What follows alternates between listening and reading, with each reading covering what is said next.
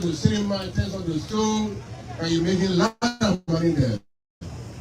When you put a representative to care for the property, you refuse, they took into court. And all he does, he said, whenever he hears that he does it, assigning somebody, he quickly call the president and say, I got a good apartment for you. And now a apartment will work for this, and nobody will see and say, no. So when the guy go there and tell the judge, no, I got a matter in the court there. Then the judge say, well, you got to say, prison of my landlord. So you continue like that for 1 year until I signed it. Then as soon as I got the information, who for me, the lawyer here informed me and said, you know, got a case here, but this guy is always in contact with the judges. So I said, why is that you explain to me? I said, okay. So as soon as I got there, the lawyer came to me, we got a beautiful place.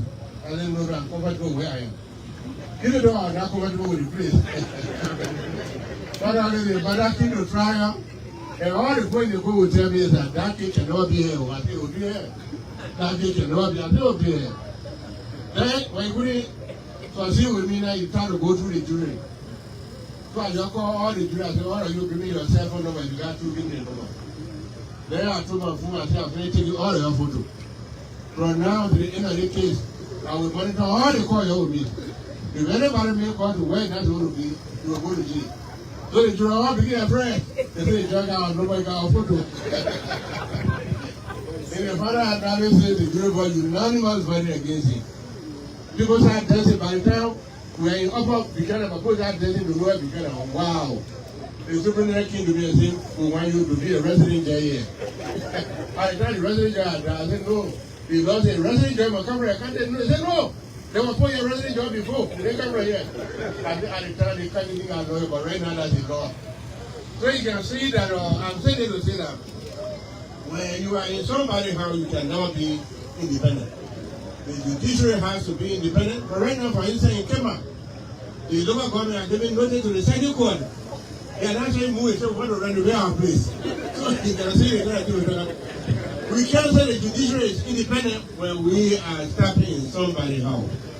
Our law says the only person that we cannot dare to put is the president. Because if you sign it with the vice president, you are ensuring that the court has authority over all persons in this country. And to do that independently, we need our own place. That is the reason why we got a strategic plan that calls for building a modern judiciary complex throughout the country every year. We have one already erected in Nima County, where it's complete. The Ganyo quarter, the resident jail quarter, all the courts are there. So when you move to Nima now, you don't have to pay you for that. You go there, it's air cool. You don't go there. Basically, everything is there. So this is the same thing we are going to do here. I want to thank especially the legislators who pay for this place. Of course, they have no authority. Because I told the president over again, Mr. President, if Lovaco they cannot pay for this place, we'll go elsewhere. And when there was delay, I went to him and said, oh, man, give me the I came and clear where we are clearing. And I showed him the picture, I said, no, wait for me. So as I told him, so the intention to get too many coming and say, no, Sunday is because just give me 1 week. So thank you very much for your opportunity, for your contribution. We want to thank you that in 1 year time, you don't have to be in your house. You have a house that befits the judge. And judge is a specialized people. You must be unapproachable. So to do so, you must be in a place where people will not just walk into you. We want to appreciate all the effort of everybody. I want to thank the candidate Tony who have been here. I want to thank all the Aragon, everybody who is participating in this program. We appreciate that. This job will start latest April, May, and by the time they do next year, we should be here to be able to make sure that we're moving the house.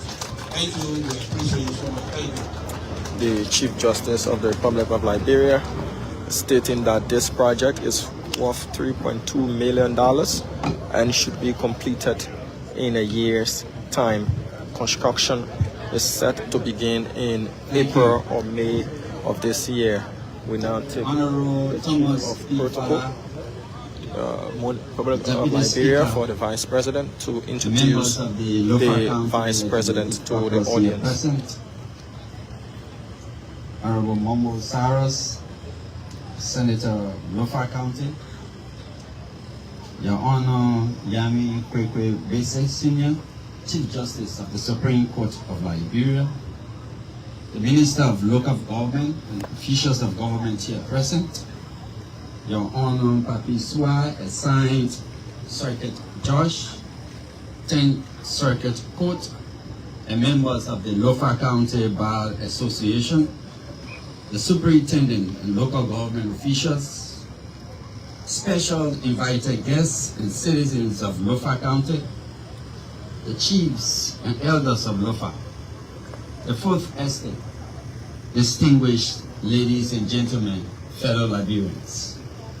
On this occasion, marking the official groundbreaking ceremony for the construction of the proposed 10th Judicial Circuit Court Complex in Vonteman City, Lofa County, Republic of Liberia, I am pleased and honored to now invite the Honorable Jeremiah Pankun, Vice President of the Republic of Liberia, to be invited.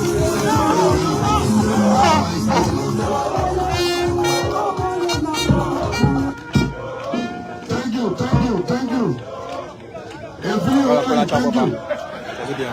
Thank you. Please be seated. Thank you. So normally when the protocol finish, calling almost everybody, then like we all crying for time, you will not want to go back there. So I recognize the Chief Justice and all honored judges here. I also recognize the Deputy Speaker and members of the legislature. I recognize the Minister of Local Government, all other ministers here. I will recognize the President of the Bar Association and members of the Bar Association of Lofa County, our elders, the young people, the Fourth Estates, distinguished ladies and gentlemen. I bring you greetings from Excellency Joseph Yuma Boakai, Senior President of the Republic of Liberia.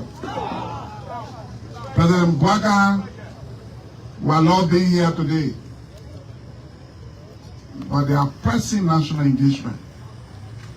And because of the importance he attached to this project, he called me and said, Mr. Vice President, you have to go to Lofa. And as Vice President, my duty is to assist the President.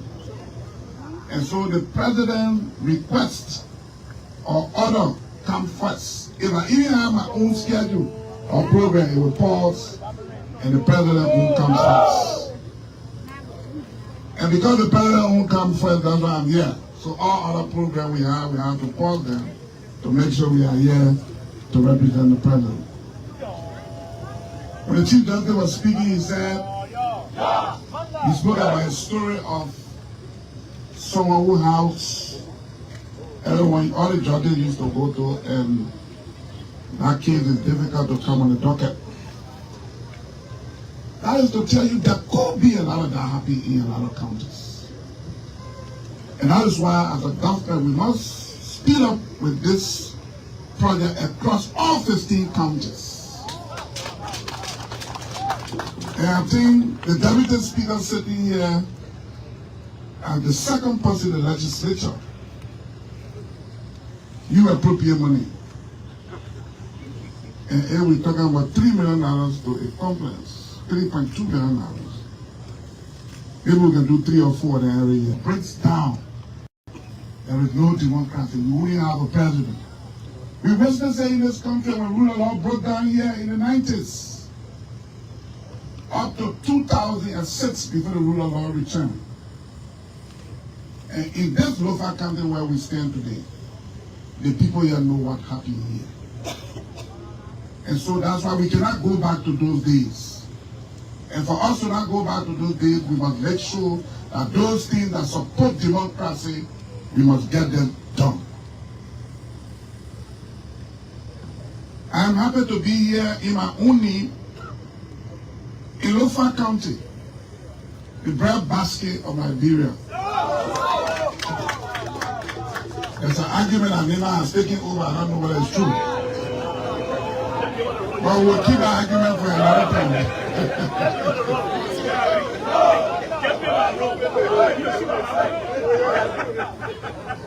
And so, Senator is talking about the road, the president is talking about this road. And the last time the president was telling me, look, Mr. Vice President, the way I see that road, we got to put it into segment.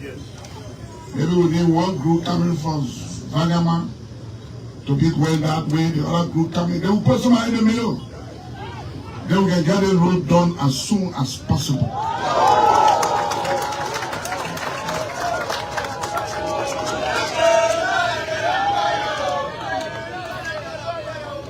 Thank you, thank you, thank you. We are dedicated to strengthening the judiciary system in our country because it promotes judicial independence, it ensures justice, reaches everywhere in every county. I will take much of your time because I know we've been here too long and we have to leave. I want to say, Mr. Chief Justice, thank you. I know you said in 12 months after the day it starts, we'll be here. I mean, next year we'll be here. I mean, next year we'll be here for the dedication of this court. I want to call on the local people. This is your project. People who come in to steal cement, you stop them. Because if you sit here and they steal all of your materials coming here, the court in Lofa will not be built. And when the court here is not built, when somebody take your land forcibly, you have nowhere to go. When somebody slap you or insults you, you have nowhere to go. So make it your duty that this project is your project. When you see anybody moving with one bag of cement or one steel or anywhere, and now, every superintendent and the local government get involved to make sure that this project is done and executed properly. Your Honor, the Honorable Caucus gave me a deed, and you being the custodian of this project and the owner of the project, I will first call the superintendent at the value of the president to present to you this deed, and that you will present the deed to the head of local government, and our local government will give this deed to the Chief Justice, who will be the custodian of this property. And now tomorrow, anybody who want to come and encroach on the judiciary land, then you'll face the lawyers, the Bar Association, you'll find all the other people. I present this deed to you on behalf of the President, His Excellency Joseph Yuma Boakai Sr., President of Liberia, for onward presentation to the Minister and onward to the Chief Justice. I will pause as you do that. Thank you. Appreciate you. Oh, Minister. Yeah. People probably that 11 went to the city, he come by. The whole block you see, it turns on the cinema, it turns on the stone, and you're making a lot of money there. When you put representative to care for the property, you refuse, they took it to court. And all you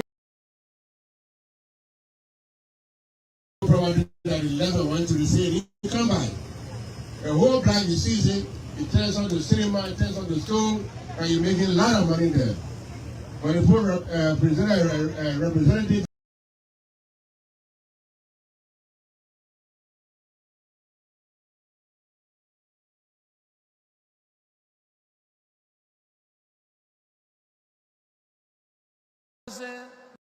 accolades, but if you see the injured player, it's like I've never been injured before. But the injury that I get, because some people are soft in their mind, they never come back. They never come back. But I'm a resilient person, very strong in my own mind, and nothing can discourage me, neither break me down. Because I've seen it, I've had the test of time. But what I want to say, to leave this altar, do not swear yourself for me. Everybody that says that he can't be this, he can't be that, if it happens, let me die. Those people die. Don't be them. Please don't be them. Be positive.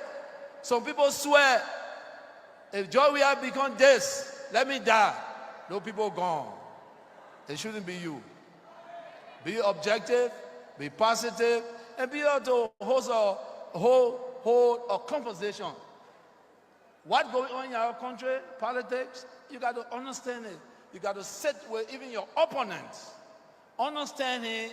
If you can convince him to believe in you, you can convince that person. Fighting is not the best thing to do. Insults is not the best thing to do.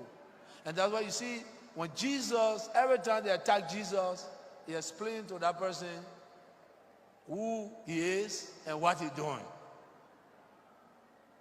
We are all one family. I got aunties from Lofa County. I got uncles from Grand Gile. I got sisters from Maryland, Southtown, Grand Bassett. My family big. And I show all of you, you can see that we are one family in a small country. So we got to treat each other good. The politics, remember when we decided that the politics would divide us? Who can tell me what happened? What happened? War, right? War. And where we went to refugee camps. And everybody that tested that camp, do we want to go back there? No. Because the camp will take away your dignity, your respect, your love for people. So let us be one family. And so we don't want to go back to where we came from in the 90s. We don't want to go back there. Let us be one family and let us love each other with all that we have to as well. 90 minutes past 9 o'clock here tonight. And of course, today is Monday, the first edition of the Heat Hour show here on BKS TV. On the Heat Hour, we see dialogue in our confrontation, we see words in our bullet. My name is Junior Payne, your regular host of the Heat Hour show here. Just making it 20 minutes past 9 o'clock in Liberia and 20 minutes past 11 o'clock in Rwanda, East Africa, where I sit from next time. And I'm pretty sure where Mr. Sam Saras Bali is joining us from is 20 minutes past 4 o'clock too as well. Tell us in the comment section where you're watching us from, and let's be able to recognize you too. Makatik P. Matthew Jr. is watching us. Richard Vea is also watching us. Gay Alpha is watching us. Otello Kamakeka Nyanzi is also watching us. The CEO of this platform, Mr. Alvin Sekas Jr. is also watching us. Siawite Zoga twice in the back, doing all of the technical work too as well. Manager Tak Bobby Sewa is also watching us from Montserrat County. Manager, welcome to the show here this evening. Now, let's try to bring you some major updates in Liberia and surrounding Liberia too as well here this evening on the show. We will be hosting former representative of Montserrat County Electoral District 8, Honorable Akaras Moses Gray will be our guest here tonight on the show. And of course, we'll be discussing a couple of issues ranging from national politics to national development. What is his perspective on this government? How do he view the developments that have been undertaken under this administration? A lot to be discussed here tonight. Mr. Alex Elgban is watching us from Sanico, Nima County. Alex, welcome. Emmanuel Zadiri is also watching us this evening. Emmanuel, tell us where you watching us from. Aloysius W. Tain. Aloysius, welcome to the show. He's watching us from Canada. Aloysius, welcome this evening to BKS TV. How is Canada doing this time, my chief? And all of you joining us, want to say welcome. 22 minutes past 9 o'clock in Liberia. 22 minutes past 9 o'clock in Liberia. Let's bring you some of the major happening today around Liberia. The Pingsville Major Robert Bestman highlights ongoing awareness campaign on law and order as his city tackles street marketing and sanitation challenges. Pingsville City Mayor Robert Bexman has emphasized that the city government, together with the Department of Communication, has been actively carrying out awareness campaigns to educate citizens on law, order, and proper conduct within the city.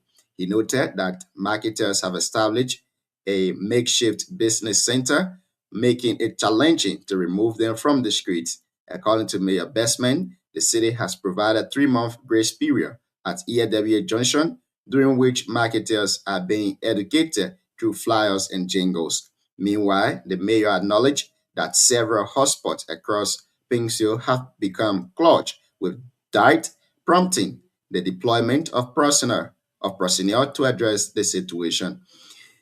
The Citizen Movement for Change Standard Bearer Honor Musa Hassan Bility says development-driven politics is transforming Liberia political landscape. The standard bearer of the Citizen Movement for Change, Honor Musa Hassan Bility, says the development-driven politics is reshaping Liberia political landscape. Speaking on Monday, OKFM Morning Rush with Julius Jett, the lawmaker and presidential aspirant credited his race in politics to focus on grassroots development. According to Honor Musa Bility, the Development Foundation and the Citizen Movement for Change are pioneers of what he calls developmental politics in Liberia. He added that even the current government privately acknowledges that pressure from the CMC is pushing it to prioritize development. Bility pointed to his own political journey as proof of power of development-focused leadership. And of course, that's it here. Let's try to bring you this one. The Youth and Sport Minister Destiny Colonial Kruger on Monday outlined plans to decentralize ministry programs, expand technical vocational training, and create employment pathway for young people. During her confirmation hearing, Minister Destiny Kruger urged lawmakers to assess her nomination based on performance and ideas rather than age or appearance, emphasizing that competence, discipline, and hard work has shaped her professional journey. Addressing concern about her family background, Kruger acknowledged the support system and that help remove barriers in her life, but stressed that opportunity alone does not guarantee success. She said her experiences underscored the need to create similar pathway for hundreds of thousands of Liberian youth who lack access to opportunities. And of course, that's it here. This is from the CDC too. The Coalition for Democratic Change has expelled Senator Zoe Manuel Peno, Representative Weah, and Councillor Bagbala. Let me try to bring you the press statement here. Let me try to bring you the press statement, then we can bring on Mr. Sam Saros Balia this evening. Okay, I think this is it. Is this for a media release? CDC expelled 3. This is it. Okay, thank you. CDC expelled 3 decent collaborators. The Congress for Democratic Change announces the immediate expulsion of the following Unity Party dissent collaborators: Senator Zoe Emmanuel Peno, Councillor Kano Bagbala. Okay, I'm finding a bit. Councillor Kano Bagbala, Representative Samson We of Sano County Electoral District 2. And it says their expulsion are due to action deemed disloyal and in violation of Section 38, 39, 41A, 42, 44, 45, 46, and Section 47 of the party's constitution. Section 47 states membership in CDC may ease by written or verbal withdrawal, constructive withdrawal by open declaration of transfer of loyalty to another political party, expulsion endorsed by the NEC, or death. Now, for them, according to the party, this expulsion action is a direct response to nearly 18 months of conduct that the CDC considered damaging to the party interest and in violation of its constitution and bylaws. These individuals have used public platform to denigrate the CDC and have aligned themselves with the Unity Party government, which the CDC believes does not uphold the values of good governance. The CDC does not condone such action and affirms that these individuals are no longer affiliated with the party. They have chosen their path, one of the reputational ruin and historical insignificance. The damage affiliated by their terrorist conduct is a screen upon their own legacy, if there are any. These explosions are lesson to any who be deviant, perpetrating to be members of the mighty CDC by their deviant and anti-CDC conduct. These expelled individuals have absolutely no tie with the CDC, as they are delinquent in every definition of political party membership. The CDC cautioned the public not to do business with these expelled individuals in the name of the CDC, as anyone engaging with these party deviant does so at their own risk and peril. CDC remains committed to its center principle and will continue to move forward as they prepare to unseat the failed Unity Party government in 2029. And this was signed by Anthony Janga A. Cole, National Chairman for the CDC. Emerson A. Williams, he says he's watching us from Upper Colwell, Smoky Town Junction, right behind the public school, ETMI. Nathan M. Is it Chakbadi? Sorry, Nathan, I don't know how to pronounce the last name.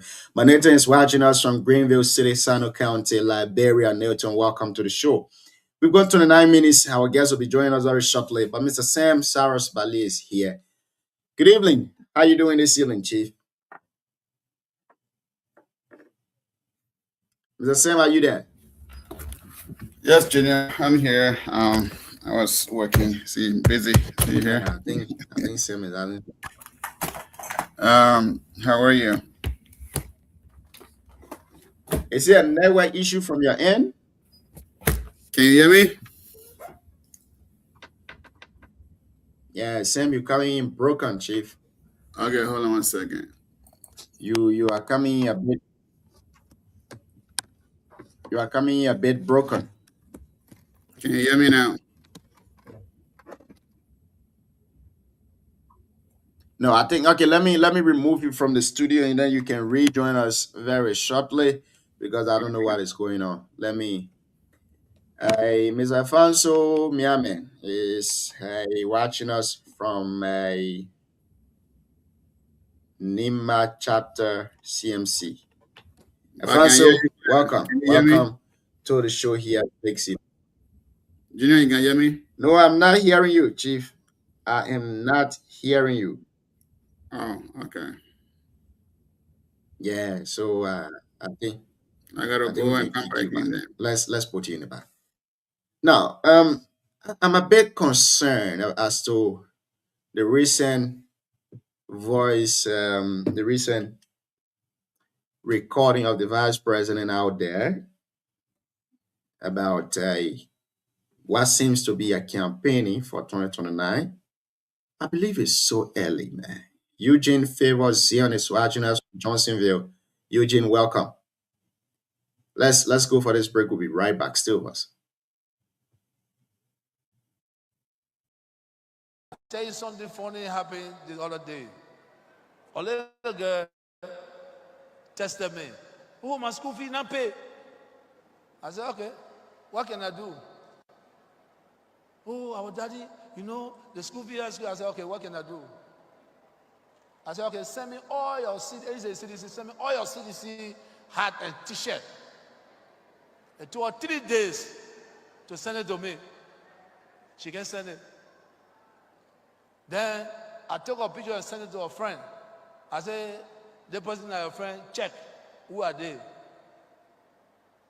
I saw a picture, she all a Unity partisan in the street. So I sent it to her. I said, are you there?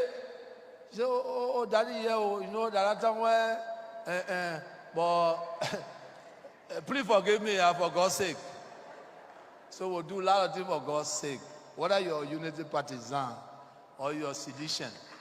That's why in our government, we all work together. I said something on the Facebook. One official of government, I sent a message to him. I said, you don't need to speak like that. Because when you are in opposition, remember you're asking for food, you're asking for food, you're asking for everything. So when the children... Okay, when you are in opposition, you are asking for phone, you are asking for food. Junior, I'm about to ask you for so food. now when the children asking you for something, don't be there and be... Junior, I need to ask you for beggar rice. Are you okay now? Yeah, I'm okay now. Can you hear me now? I don't know whether Maybe I don't know whether it's from my end or maybe it's from your end because I can hear you clear though. Check something. Something not right. Yeah, it's from my end. Okay. Check something. Something not right. Yes, something is not right. It's from my end. Yeah, It is something from not my end. I think I have to. Let me see something.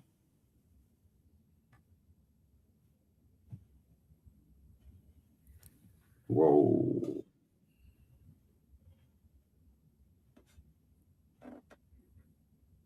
Yeah, something not right. Something is definitely not right. Hi, folks. We'll be right back. Still with us.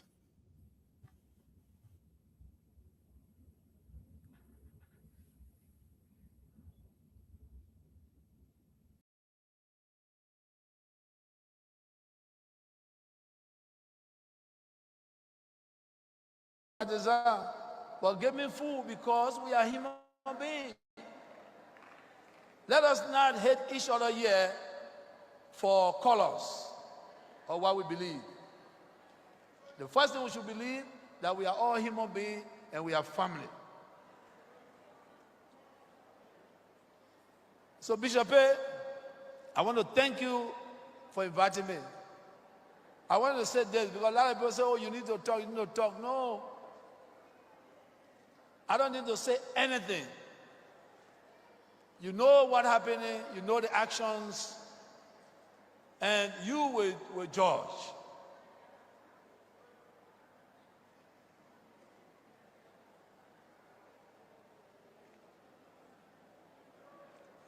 God, for all of us, let us believe in God and live our life and take care of our country so we some all can get old and be here.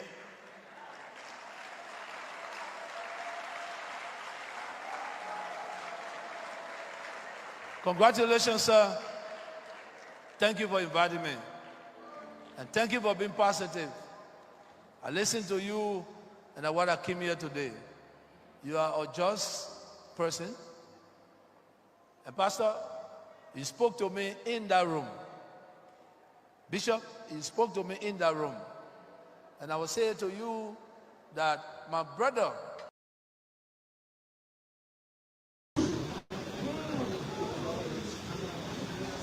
don't do that the way you can do before. Open your eye now. Start voting a lot of counties. But you don't suppose when you don't do the things you're supposed to do, you're not coming back nowhere. Do what you're supposed to do. If Paga don't do it, don't support it. And I say, I'm not done that 3 times. I'll say it one more time. If Paga don't open your roads in the southeast, don't vote for him. If he open your roads, send a message. Vote for him and send a message that anybody, whether you are a child or not, if you do for all, will do for you. If we go campaign in Nimano, they can sing one song. They say,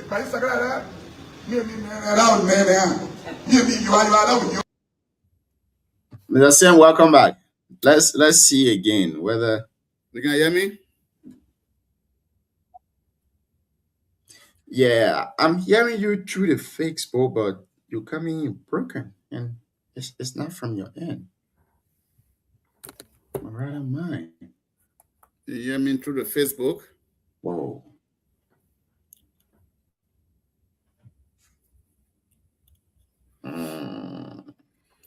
Something wrong.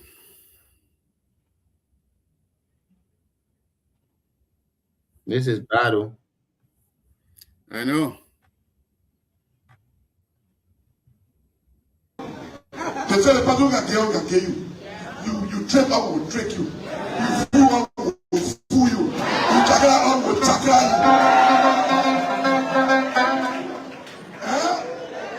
So that song, you must learn it. Turn that song to cool, to rebel, to burn. And start singing that song. You get up, get you. You feel a real, will get you. You fool, will fool you too. Chakra you.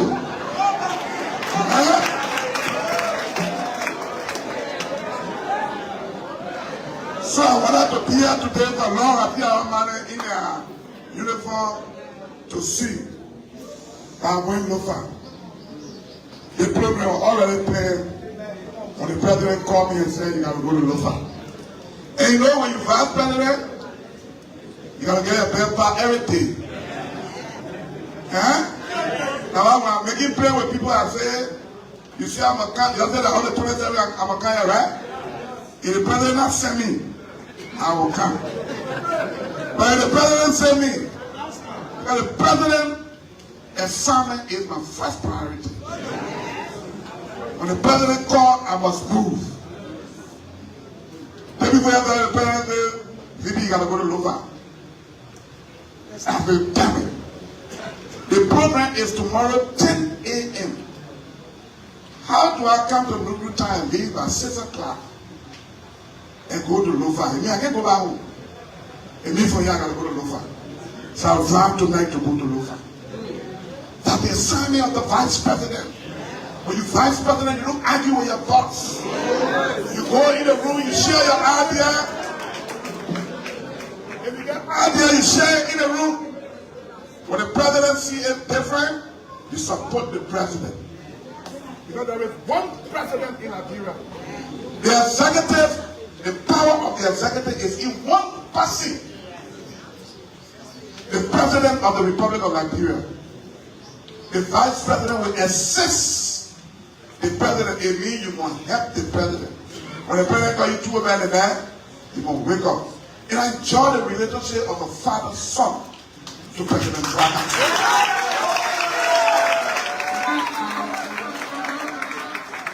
I tell the president, with the president, I know your vice president, your son. So they yell at me in the street. I got part of it that my baby yell at me. And I issue. And my man yell at me, I will respond. But if my baby yell at you, you go talk about. You can't talk about when the elders talk, it finish. Whether it's right or wrong, you can discuss it behind the heart, but when the elders of the land speak, it means the land has spoken. And so I enjoy that relationship. And that's why we work together very well. Because every time I see him, I see my father. He treats me as a son. Now, you talk about development here, and the kind of thing I like to hear when I go to places. Baro and town watching the town. And I say, so I might come or not, depending on the president engagement. But I will send the firm 1,000 bags of cement. I will send the firm 1,000 bags of cement, and you will contact money. Money is your own son, if my chief of protocol, he comes from Grand Crew. So money will come here with it and deliver it. And we'll not stop there, we'll work with you. And so that's it. I wanted us to firstly discuss this vice president's speech as to what's your take on the vice president going out there campaigning when we're not in election period. For me, I think that is bad. And I believe that this ruling party, they are rooting on fear because you can't go, people invite you for development purpose. You go there and you start to campaign when we are not even closer to electoral period. You start to campaign telling the people that they should vote for you comes 2029 if you face that role. So while the entire crowd will say, oh, we're not voting for you. So it means you are not going to face the rule as a vice president. That's your responsibility as the government to fix rule. So you don't need to ask the people in return for vote. No. You got elected because you want to serve. Now, when you start turning the whole thing upside down and to say, y'all vote for me if I do the role, y'all vote for the president if you do the role, then it's bad. So like we said, our guest tonight would be Moses Akaros Gray. Moses Akaros Gray is the former representative of Electoral District 8.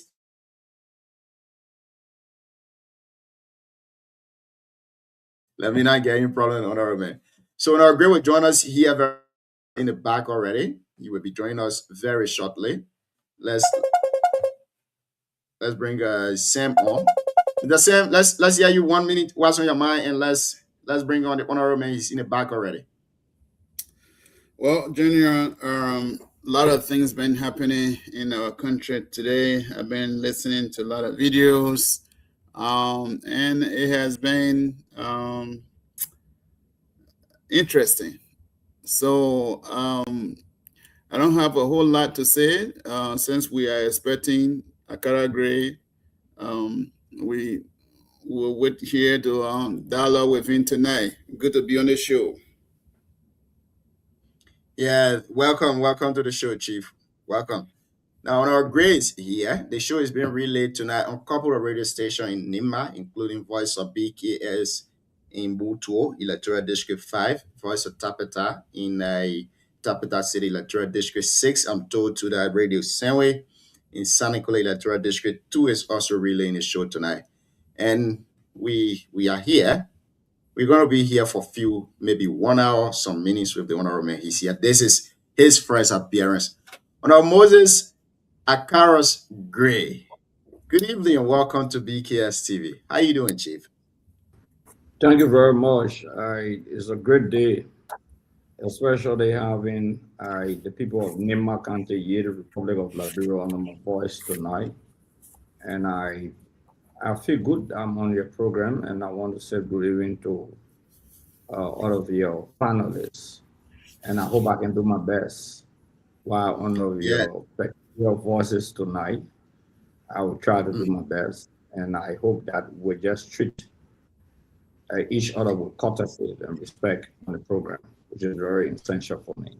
I'm excited to be on the list of you people tonight. And let me just conclude by stating that I'm very open to answering just any question, what it has to do with question in my bedroom, my personal life.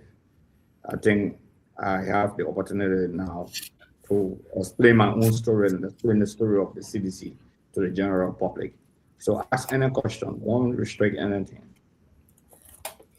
Thank you. Welcome. I can assure you that our discussion here tonight will be really, really respectful. We always respect our guests here on the show, and this is your first appearance. We will give you all of the respect, even though you're political president. This show is also a political show. We have folks here from the Unity Party. who are panelists. We have folks here from the ANC who are also panelists. We have people here from the CMC, and we have independent people here with independent views. So we want to say welcome. This is your first appearance on radio station, let me say, in Nima for a very long time. A lot of people in Nima have been hearing your name, Mosey Akaros Gray, but they don't know who you are, where you're from. So let's start the discussion with the baseline of your name, your full name, where you hail from, and then a bit of your professional background too as well. Yeah, the public knows the name Akaros Gray is not a hidden name. And I also have a link for Nima Kante through the 12th family, but that will be discussed on another day. Also from Grand Cape Mount Kante of origin. You know, I represented the people of District Number 8 for 12 solid years, and I became the first elected Assistant Secretary General of the CDC, and the first elected Deputy Secretary General. And subsequently, I became Secretary General of the CDC, National Secretary General and spokesperson of the party. And then I ascended to Vice Chair for political affairs in the CDC. I worked at the legislature 2 separate occasions before becoming a representative. I worked at the legislature as administrative assistant and subsequently as a resource officer. And then I became elected and I became chairman on the governance commission, the governance committee, and became a member on public utilities. And then later on during my second term, I became co-chairman on the executive on Mona Pena Youngblood. When she passed away, I became chairman on the executive. I also was chairman on Maritime on 2 separate occasions. On the early administration, at the close of the administration last year, I became chairman on Maritime, and then under President Weah, I became chairman on Maritime, while I served as co-chairman on the executive and a member of the committee on foreign affairs, a member of the committee on investment. And then fortunately, I became Liberia's head of delegation to the African, Caribbean, Pacific, and Joint European Parliament.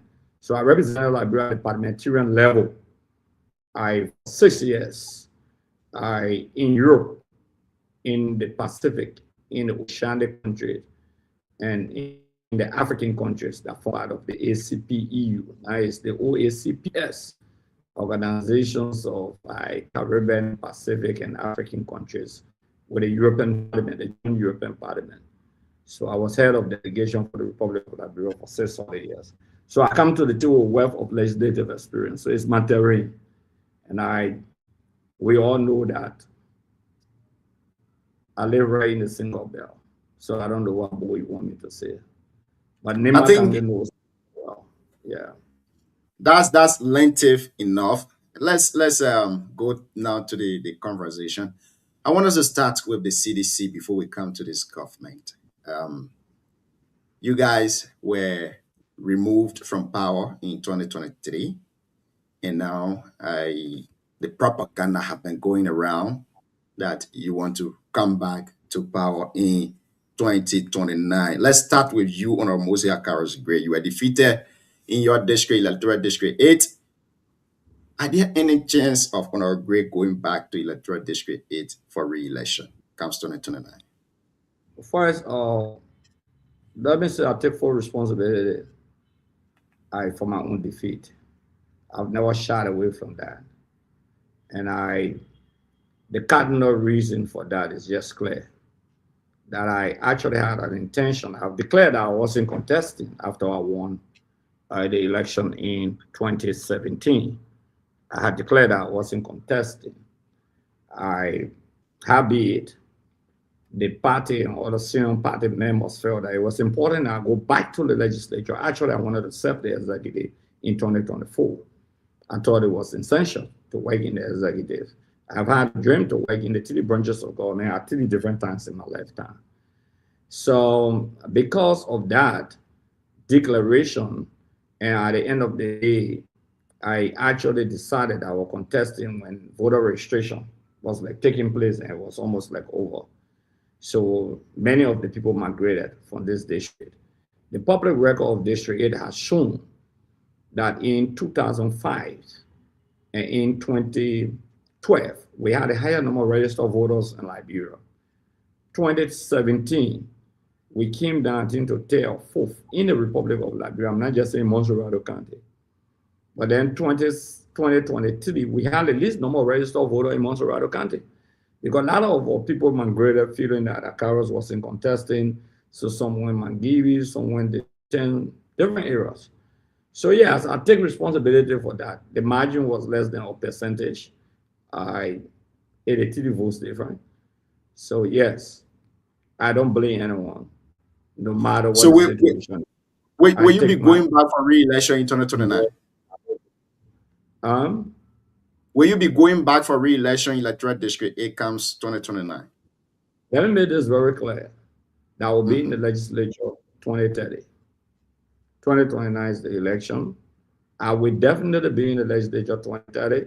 My objective is to help create some degree of reform, independence, and credibility of the legislature, unlike the current composition of the legislature. There are good people in the legislature, but I think the value and standard of the legislature has dwindled because of a lot of things unfolding. But there are very good people in the legislature. So definitely I will be in the legislature. That determination of where I will be in the legislature, whether in the Senate or the House of Representatives, will make that determination subsequently. But I will be in the legislature.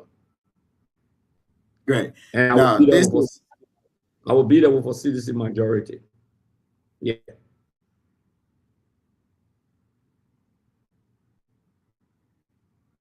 I'm not getting you. Okay. So this is a question that almost every journalist asks you, the CDC, when you appear on any other platform.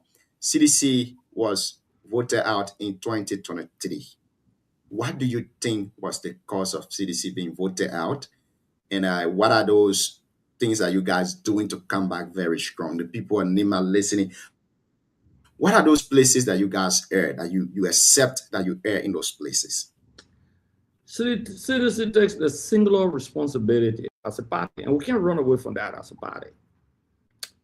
What I believe, we have some early warnings, and I was one of those who stood up firmly and said it. And I'll repeat that tonight. I've said that on many shows. The CDC had a lot of gains, unprecedentedly, in 4 years. We got 2 of those years were challenging years in terms of the COVID and the Ukrainian crisis. So I will look at 4 years in my mind. The CDC did not strengthen her PR arm. The CDC did not sell the gains. The CDC permitted the opposition to lead the narratives and tell the stories of the CDC. There were lies, there were perception, there were exaggeration against the CDC. Like take, for example, people talk about 4 auditors that were killed. And the government made the accusation the group of people are in power, but they cannot prosecute anyone. Somebody said, the boys got drowned. We are killed then. We had a police report that established that actually the death was natural of drowning. The government came to power, they did similar investigation, and they said the same thing. So they closed the chapter on that investigation. So some of the things were just bloody lies, exaggeration. The CDC did not counter. The CDC did not say, these are the normal schools we are building. These are the normal hospitals we are building. These are the normal rules we are building or secure. Like I listened to the minister on air today of Public Works, and he said something, it was a blatant lie. Nothing less than 90% of the rules or contracts between NIMA, Grangie, the southeastern region were all secured by the CDC. These are public records, and I will give you references tonight because they must have been ratified by the legislature, and we ratify them. So it's strange when I hear some people in the roof from Tapeta to Tota. When I hear people talking about the Unity Party government has no knowledge about it. It's the CDC-led administration. So when we dive into the discussion, I will be able to tell you, you need to Google research it, that's all. Nothing more than that. You'll come to the reality. So yeah, so the CDC did not invite, the CDC did not even tell the world that the city initiated the construction of 7 referral hospitals. I'm not just saying hospital, but referral hospital across the country. I'm not saying clinic. I'm not saying health center. I'm not just saying hospital. I'm saying referral hospital. No government in 6 years initiated 7 referral hospitals and completed some. And let me go quickly to them. Let me go quickly to them. Stage the debate tonight. The hospital in Grand Juda County that was just dedicated by Jeremiah Kum was initiated by the CDC administration. Now, another hospital in Sando County. Okay, I can send you the pictorial evidence. Okay, then we come to that's 2, right? You need to mark them down. That's 2. The hospital in Baton, the Emerald Hospital that we completed. That's 3. The hospital, the Redemption Hospital in Monserrado County, that's 4. It's ongoing. The hospital in the 14 Military Hospital, that's 5. The hospital in Riverses, okay, I don't know about the name, but that was completed. Then there's another one in Grand Bassa County. Okay, these are hospitals that were initiated by the CDC-led administration. Some were completed fully under the CDC-led administration. So these are public records. I'm not making up stories. I'm giving facts to you, and then I can provide to you pictorial evidence tonight of this discussion that is unfolding. You can go on my Facebook page. The last 3 weeks, you will see what I'm talking about. I'm not talking about health centers. I'm not just talking about clinics. I'm talking about referral hospital by the CDC. Okay, 2 years into the governance process of this country, and I put myself on record that this unity by the government has not initiated, secured funding, and completed a single school, senior high school, in 2 years. Let me repeat. They didn't negotiate, they didn't initiate, they didn't complete the construction of a single high school. Similarly, with a single hospital. CDC administration. The military hospital, the 14 military hospital. Yeah, in 2 years, we dedicated the 14 military hospital for Armed Forces Day, a public record. I'm not human imagination. I'm giving you facts. Unlike the Unity Party, in 2 years, with this government, Unity Party-led administration has not initiated, negotiated, initiated, or ratified and completed the construction of 1 mile road. Let me repeat, 1 mile paved road in this country history. And I'm on the show tonight for somebody to refute it. Now, a lot of people here, I'm being very selective with my decision. Listen to me. That they negotiated, they did a groundbreaking ceremony, they concluded, and they have dedicated a single mile road on their own, part of a CDC continuity after the CDC-led administration. I'm here for anyone to refute that argument tonight or that's conversation, that facts. I will not come on the show as there's an issue you ask me to express my opinion, for example, what do you think caused the CDC defeat? When it comes to the facts, we'll put the facts on the table, we'll debate the facts. We rejected Mittal Steel. You want me to send you the video tonight where we stood on the legislative and condemned Mittal Steel? Okay, we rejected the agreement of Mittal Steel. Unlike this government that ratified Mittal Steel, all the people in Nema properly benefiting. Because Mittal should have done all of those homes in the County instead of bringing containers. In fact, I was on the floor and I stood up front. If you want the video, I can send the video to you tonight. So we did a lot of things that this government didn't do. Okay, the Unity Party-led administration in 12 years paid 700 and some more kilometer of roads, out of 1,000, I think 1,275 or 225 kilometer of roads. The CDC paid 530 kilometers of road in 6 years, while the Unity Party paid 700 and some more kilometer of roads. So if you divide the Unity Party-led administration into 2, it means the first time the CDC paid more road than the Unity Party, and the second time the CDC paid more roads than the Unity Party. So the Unity Party does not match the CDC in terms of pay rules comparatively. These are existing facts. And where do you find that? In the arrest agenda. Go and take the arrest agenda and make the analysis of the number of pay rules that are 12 years the from 2026 to 2017, the Unity Party and the, to 2023-24, the Unity Party and the CDC combined. Take the number of pay rules and subtract the number of pay rules the CDC have in the arrest agenda. These are facts. I'm debating the arrest agenda. I'm telling you where you can find it. I didn't come here to express opinion that can be debated. They're facts.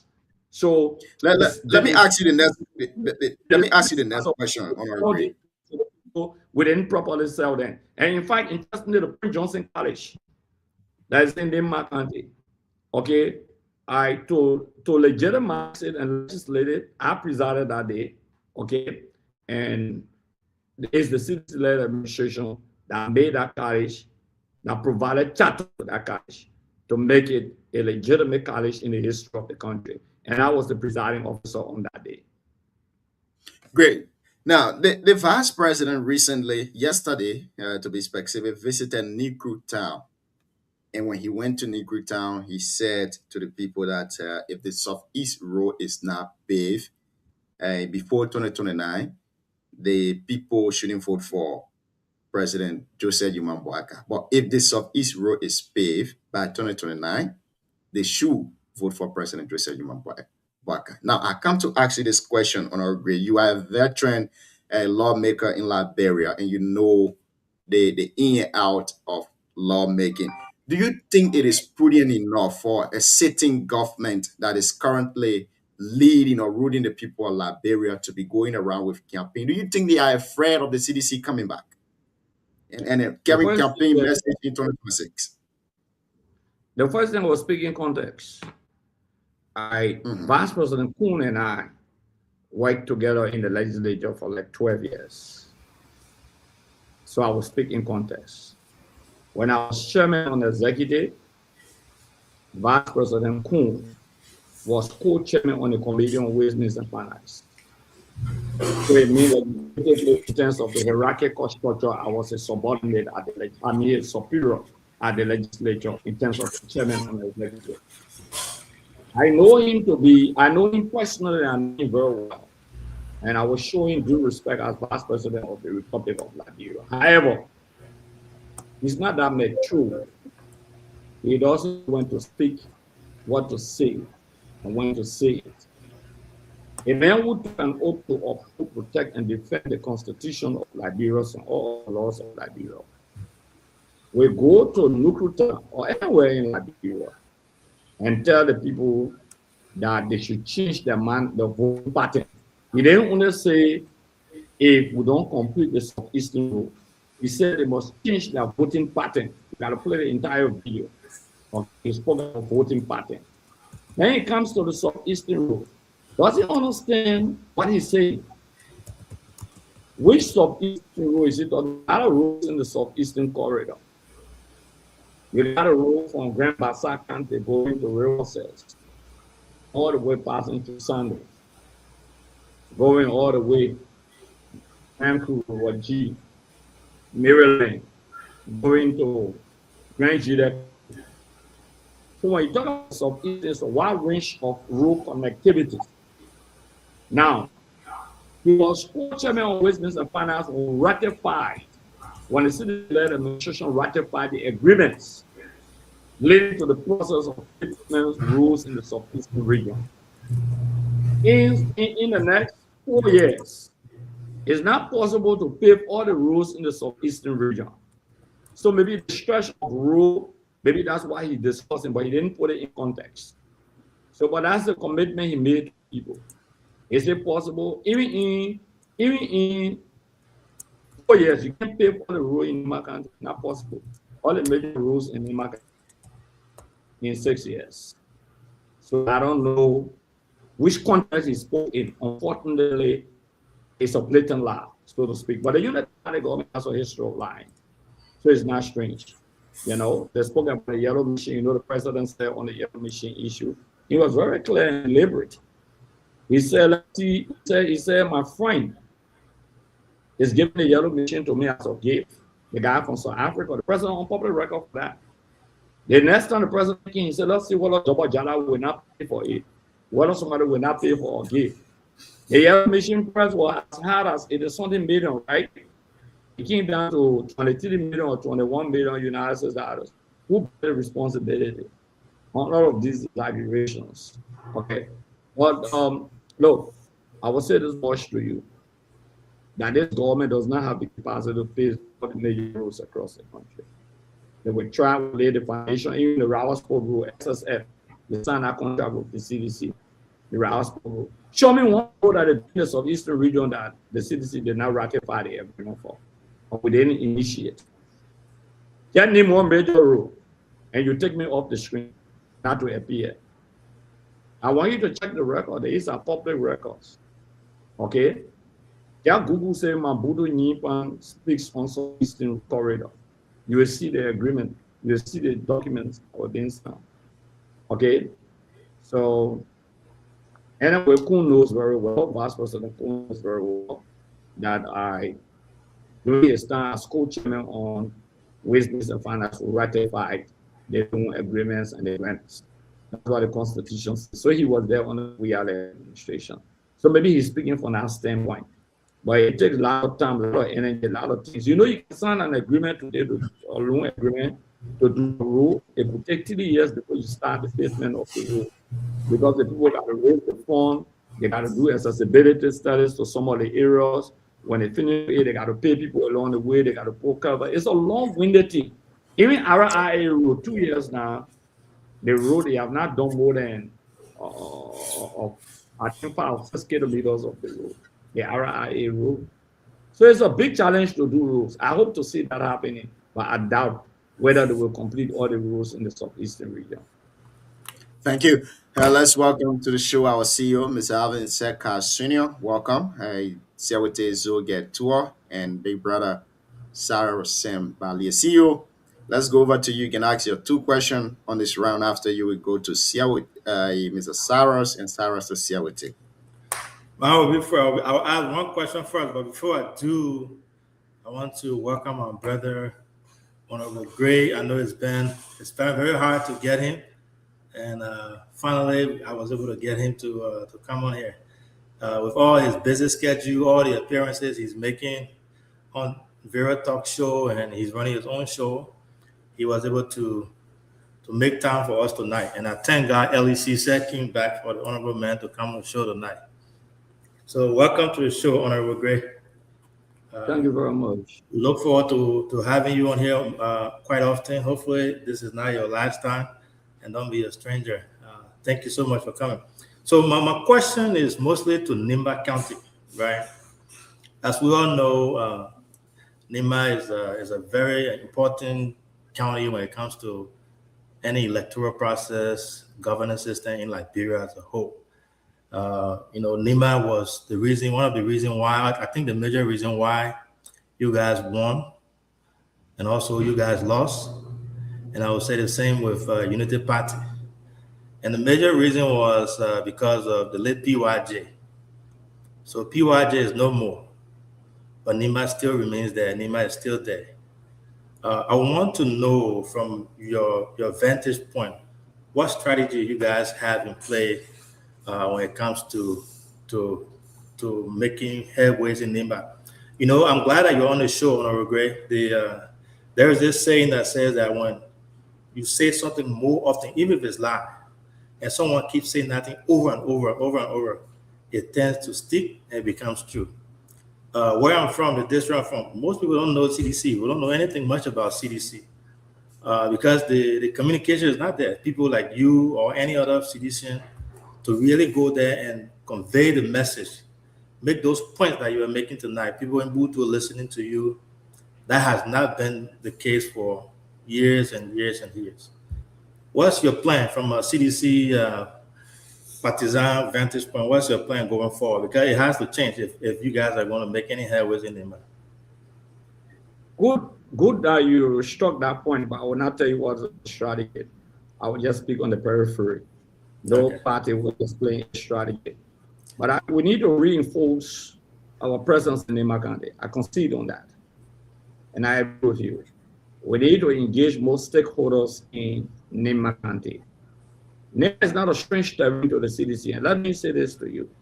In 2005, in the first round of the election, presidential election, CDC won Nema County. Let me repeat that. Dr. Koto came second. I know you'll be shocked to many of you, but you just need to check it on the National Elections Commission website. Let me repeat again. In 2005, CDC in the first round of the presidential election won Nema County. Dr. Koto came second. In the runoff election, Unity Party won Nema County against the CDC because of the deadly propaganda launched against the CDC, a purported, calculated line of chain of email that one Charles Judo wrote George Weah, and George Weah married Mami Nko. I know about that propaganda because I was in the forefront. Lie on the CDC grid. It had an effect on the CDC in Nema County. Though Prince Johnson supported CDC. In fact, the late Senator Prince Johnson, I will say this to you, he was stopping at Calano Hotel by then in Monrovia. Okay, and I used to interact between Prince Johnson and George Weah. And Prince Johnson went to the Unity Party primary. He got defeated because robbed him in the primary. And that's how he ran an independent candidate. And he supported the CDC. There is so rest in perpetual peace. Okay, yes, CDC just needs to reinforce itself and its presence in Nema County. And that's why I'm on the show. That's why I took responsibility to appear on the show. And this will not be my first or my last appearance. Even my show I'm running, we want to have a lot of radio stations really in Nema County. And the people of Nema are very receptive to my show. Okay, they're very responding positively. So if Kun said the Southeastern region should not be the same, then it should not be the same. Because Kun was there for 12 solid years. What did he do for Nema County? Show me what did he do as a certain lawmaker, Republic of Liberia, in 12 years for Nema County, co-chairman on Westminster and Finance. How much did he put in the budget for the public hospital or clinic in Nema County? How much? Unlike his hospital. We need to discuss this issue. We need to look into the faces of individuals and speak truth to power. Tonight, that's why I'm on the show. Okay? Because when you are co-chairman on Westminster and Finance, and your county does not benefit financially, you will take responsibility. Because Thomas Falco, the chairman on Westminster Finance, he represented Monsanto County. That's the only committee. There are two committees, that the 15 counties are represented. In fact, only the committee on Westminster Finance, the Constitution speaks to, that every county needs a representation on that committee. And the Committee on Peace and Reconciliation, we also have representation from every county. I don't know whether this legislature has a committee station on peace and reconciliation. So Kun represented, last person Kun represented Nema County from Westminster Finance. Now these were all the financial matters of the country.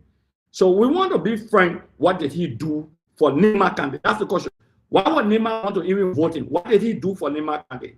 And we rewrite the history and we demystify the myth and the perception that is in Nema County. And tonight I'm here for that. So that Nema can get to, that's why the divide is between Koga and Kun. You don't know the historicity. I tried to settle that before. Years ago, as far back as 2018 and 2019, Koga and Kun of not doing well for Nema County, the person that he was seeking his own interest. Prince Johnson said that also on public record, that Kun was seeking his personal interest unlike Nema interest. You know about that. I didn't say that. Prince said that. But Koga also said that, and I tried to settle that dispute when Kun was running as senatorial candidate, and CDC was supporting him. Okay, I tried to settle that dispute between him and Samuel Koga, Senator Koga. Today, you can put Senator Koga on the line and ask him. Okay, but it was Kun was accused by both Representative Koga then and Senator Johnson of seeking his own interests and not the interests of Nema County. So the cities will be very visible in Nema County. And interestingly, you'll be shocked. Okay, I lived sometime in a part of Nema County for like 3 months, 4 months, 5 months with a family. Okay, that's my family. I'm talking about biological family land. But we'll discuss that later on. So we'll make our presence fair in Nema County. Thank you. Wait for that. You know, I said I have one question, but you said something, so I brought another question there. You know, that's what we do on this show. You mentioned something in passing there about the vice president was running for a senatorial position and he was supported by CDC. There is this rumor out there that, the vice president was in bed with CDC and then he let CDC down in the dying minute and then move over to Unity Party. You care to share a little light on that? Is there any truth to that you're aware of? No, it was an open secret that CDC did not put a candidate against the vice president's senatorial race. It's an open secret. I don't think any one of you know Jeremiah Kun politically more than me. Because in the legislature we live, the family will work together.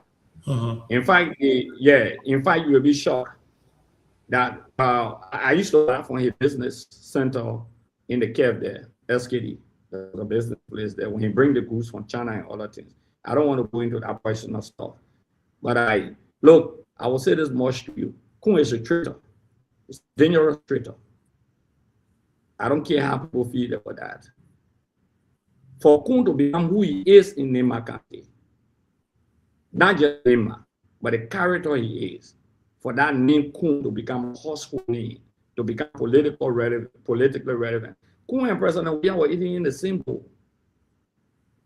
I'm telling you this, in the same plate. Okay, President William, President of the Republic of Liberia, no security will be there, and Kun will be sitting in the house interacting with him. I'm telling you something serious, very serious. I got a video where you see me and Kun, there, Kun at the head of the table on President William's birthday party. You see when President William beating the drum, you saw Kun dancing, myself dancing. I think you've seen that video before. So we had an interpersonal relationship with Kun, okay?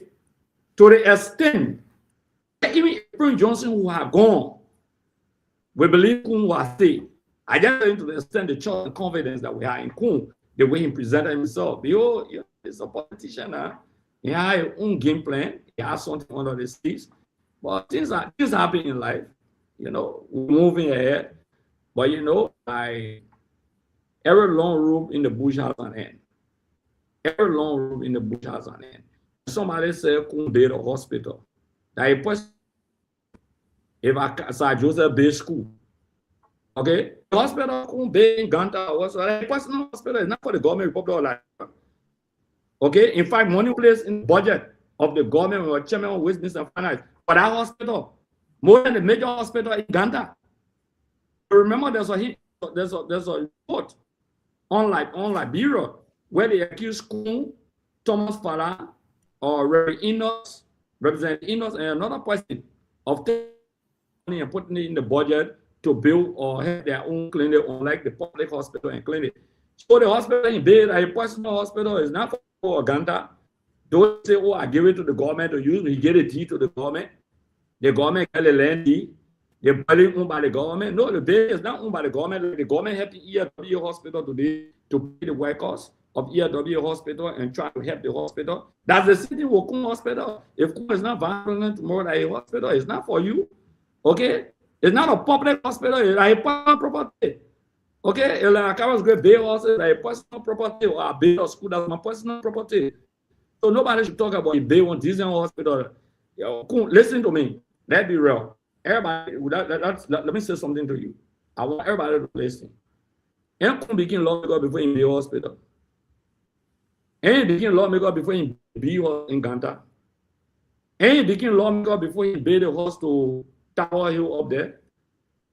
And he became lawmaker before he built other house to Asha.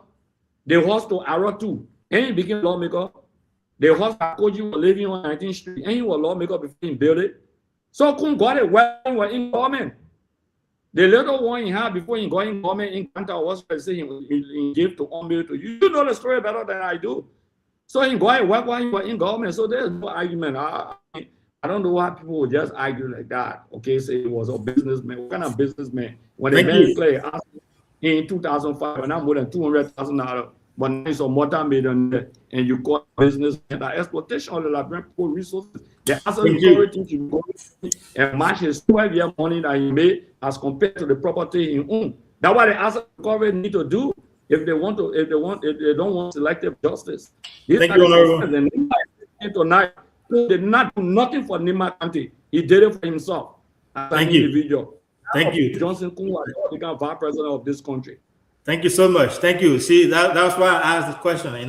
Welcome to the show again. Welcome to the Heat Hour. This show is being relayed and listened to widely across Nimba County. We appreciate again your presence. We have your colleague on here, Honorable Garrison Dode-Yelu. The man has been holding the ground for you guys in your absence. So you want to say thanks to him too as well. So we have our panelists here. Gina, you want to take over, or you still? Yeah, thank you. Thank you, CEO. I think I'm okay now. Are you guys hearing me? Yeah, we can hear you. Okay, great. So we will go to Sam to ask this question. After Sam, we'll go to Siawate to Councilor Yelu. Gentlemen, we asked him 2 questions. Our guest tonight is Moses Akaros Gray. So let's give him the opportunity to do most of the talking while we do the questioning. Go ahead, Sam.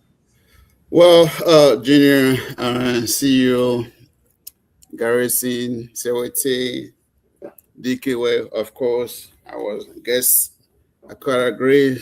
Good to see you. Good to see all of you. And those of you listening to us tonight, we want to say good to see you. And we look forward to working with you in the future.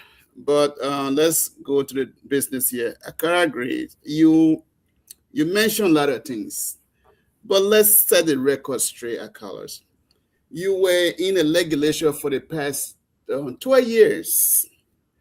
Akara Gray, tell me what bill did he put forth that you oppose about to the Liberian people today in your time of 12 years in the legislature in the Republic of Liberia to say, yeah, you can shoulder in and knock your shoulder and say, yes, these are the bills.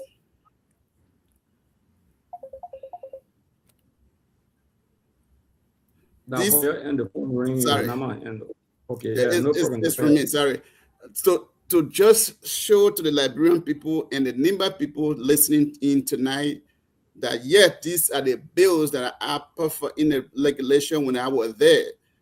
With the exception of me going on radio, denigrating public officials and Ellen Johnson Sirleaf and all of that category, we have been listening to you. So tell me tonight the bill that you put for that can help Liberia and Liberian people. Question 1. Question 2, you made mention about the relationship between you, Jeremiah Kun, but Akaras, life is about progressing. No matter, especially in politics, the American will tell you, I don't have a permanent friend, but I got permanent interest. I believe that Jeremiah Kun has an interest in becoming the VP. So whether Jeremiah dance with you, Jeremiah didn't dance with you, Jeremiah collaborated. But you mentioned that you guys at the sedition were so much care about the people of Nimba County. If that was a true statement, why is it that Senator Prince Johnson were crying? You guys holding on to the Nimba people money over the length of time that you guys were in power. Prince Johnson was crying. Even the agreement that you guys made that people at Nimba County were going to have some representation, especially ministers. I think about 4 or 5 ministers, some assistant deputies, and all of these. Sorry, ask the question now, so that they can be able to answer. See, don't give me the time now. The man will talk. So, if you guys were really care about Nimba County, why is it that Prince Johnson were crying in this in your hands and did not get the result that he wanted? Thank you very much. If Prince Johnson was alive today, I will start with the last question and I will come to the first, because the first is about me. If Prince Johnson were alive today and he had the opportunity, he will curse the day that he ever supported Unity Party. On the dying bed of the senator, the dying bed, the senator even complained about Kun. The senator lamented what he did for Joseph Boakai, like Joseph Boakai could not even pick up a phone call. The Unity Party hierarchical structure, President Boyka killed Prince Johnson. I will tell you why. Let me repeat. I take full responsibility for what I said tonight. They intimidated Prince Johnson about this war crimes court. So much so that his soul rests in perpetual peace. You heard what he said when he met Kun on the issue of the war crimes code, and Kun gave him $5,000 for his own confession. The worried the old man. They intimidated and they made him scared. That's why after Prince Johnson, there's no war and economic crimes code. You can hear people talking about it. It was targeting Prince Johnson. Let me tell you what we did. Let me tell you what I was involved in. I'm Jeremiah Kun. We declined on establishing a war and economic crimes code that will prosecute Prince Johnson. When that thing came to the legislature, I raised the motion. I want you to listen. To trash it when Suakoko and the other people brought it, when Buffer Chambers were presiding. Over 40 some lawmakers have signed for the creation of a war crimes code. Gopu Gagon can attest to that. The very Samuel Koga can attest to that, and Jeremiah Kun. In fact, the first meeting that was called at the hotel, the Phantom Hotel.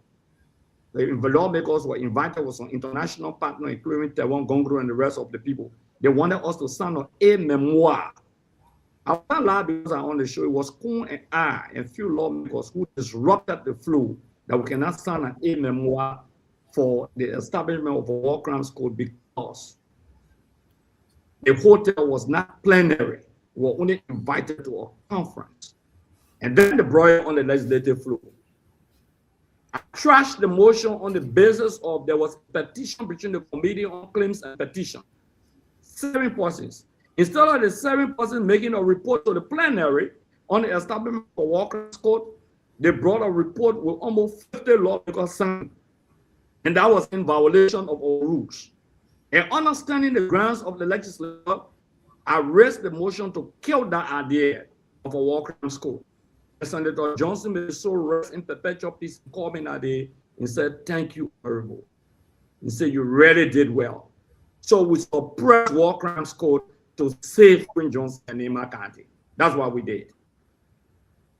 Harrison was appointed as governance chairman.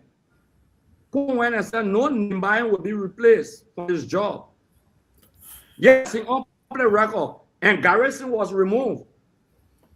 But oh yes, and but, no wait. You ask a question, I gotta conclude. Wait, my brother, I beg you. It's not a mono or dialogue between us. When you want to ask 20 questions, you're getting the opportunity when I finish. I'm here tonight. This is a Carol's grade. I don't talk off record. How much time you give me out tonight? How much time? How much hours you give me? Anyone you want to know about a current go. Okay, now, let's go to what guy names Wilson O'Donnell. He was appointed. You have the current labor minister. He was also appointed. That's the chairman of Musa, the special assistant to Musa Ability. What the guy named? The guy that loved to speak the BB book. He used to be Wilfred Bangura. Wilfred Bangura. He was appointed. We can go on and on and on and name people. Okay.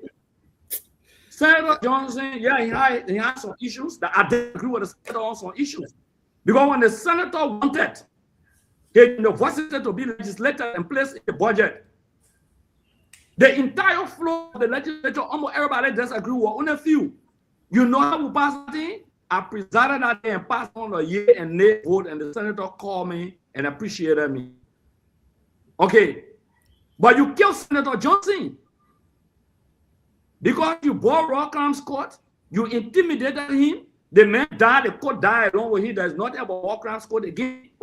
What were Jeremiah Kun and President Boyka go and tell Nema about Prince Johnson?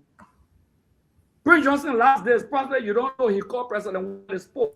The moment you are going to see President Willis last week, the man passed away. Have you listened to the last clip of Prince Johnson, that interview?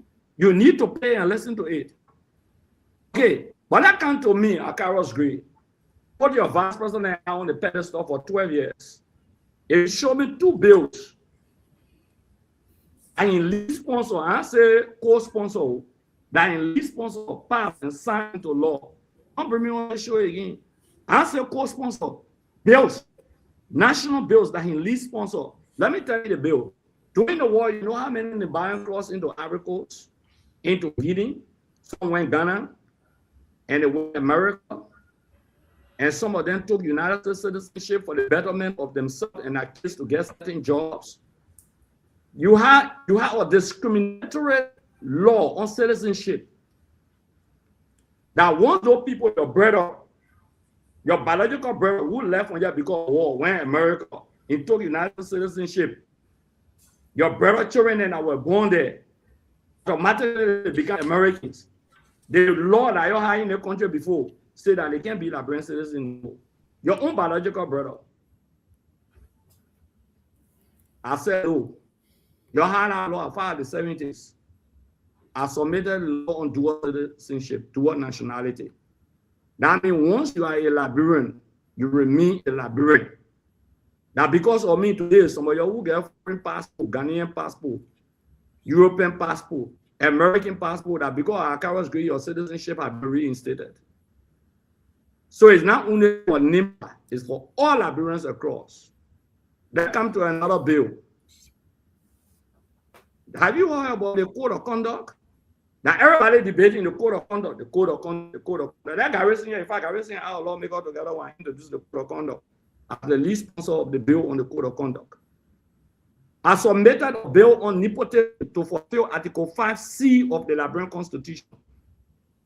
Because the Constitution calls for the issue of forbidding nepotism. Read Article 5C of the Liberian Constitution, you see there. Since 1986, nobody presented that bill. I presented that bill.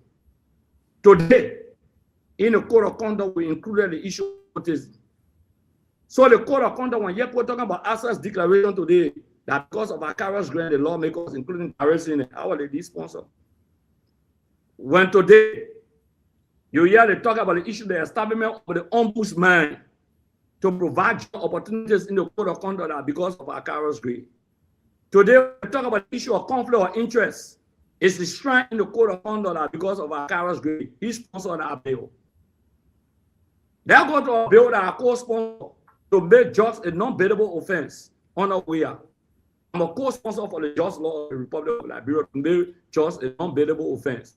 The Tourism Act that Mr. Boyka posting or in talking about today, please, gentlemen, I beg you, all the thing I say, yeah, Google it now, you see, and it will come up.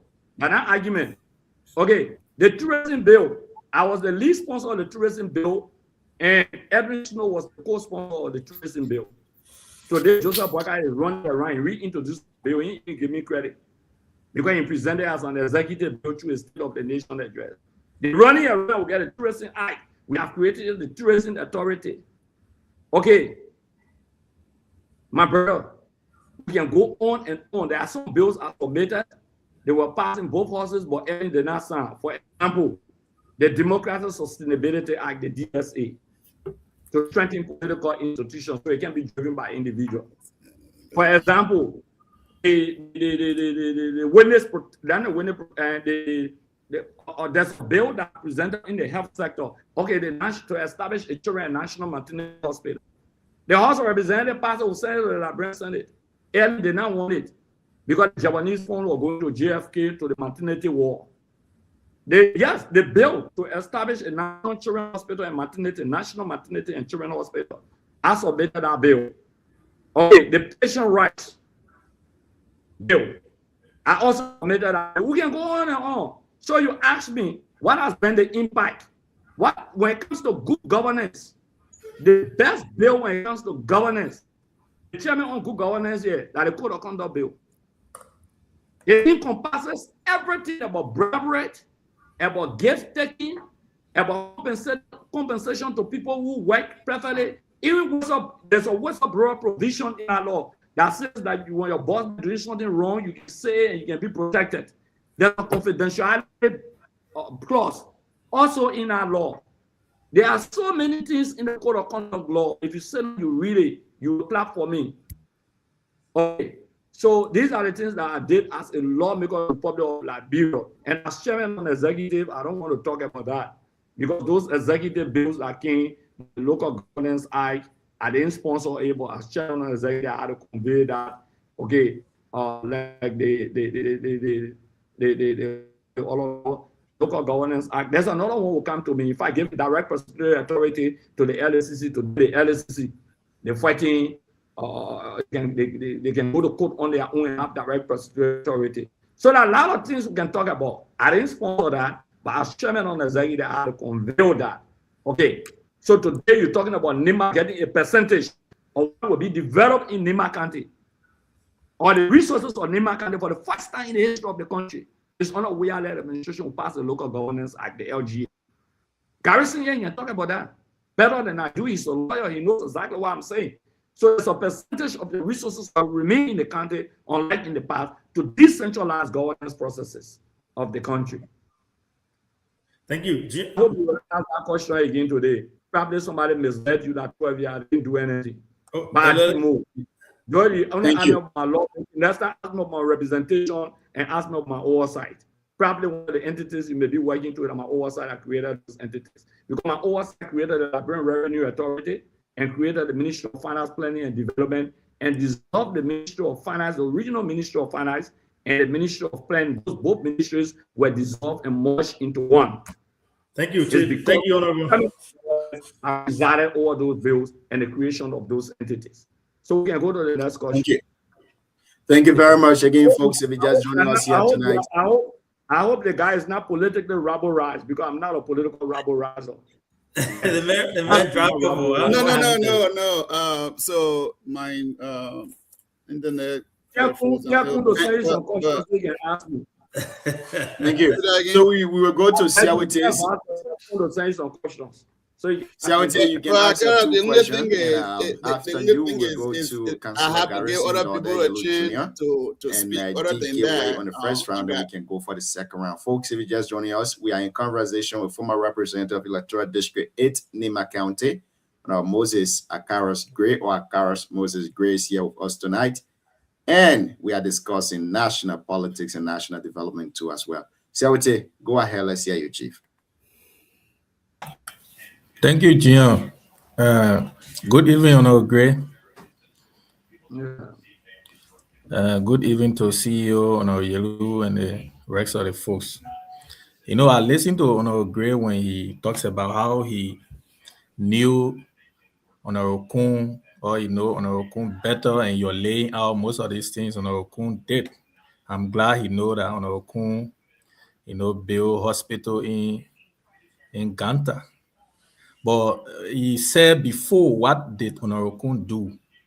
John, I'll ask one question, but I just wanted to, you know, clear the air because we are on a platform that is widely listened to.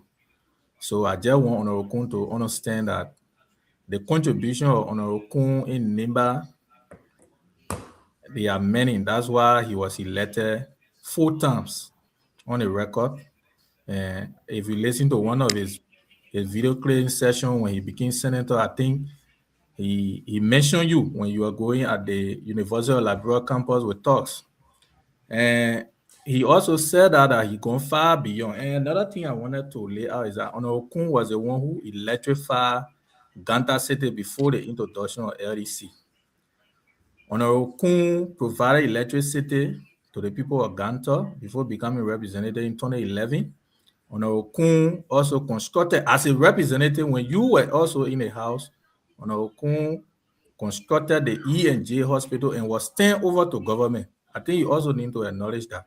And today, if you say you got root from Nimba, people from your family are also benefiting. And every one of us are benefiting from, you know, those endeavors. Sometimes the politics is good to speak reality. We know the politics will play.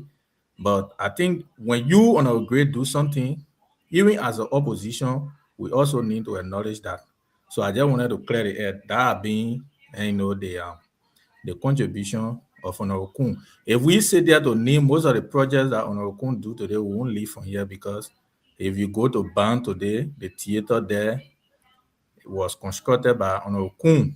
Current today, There are a lot of contributions that he's made that Honorable Yelu can even attest to that. I know you are holding Honorable Yelu as one of your So all of those things are also packaging that. But I wanted to know from you because in 2017, I followed your re-election when President Weah, then Senator, also presented you as a birthday gift to the people of District Number 8, for which you were elected back in the House. I want to know from you, what were your projects? Can you outline a few of the projects that you did in District Number 8 as a lawmaker? Because I heard you saying Kun did not do anything, this person did not do it. I just wanted you to lay out little to the public your contribution, those projects, tangibles that you could point out to.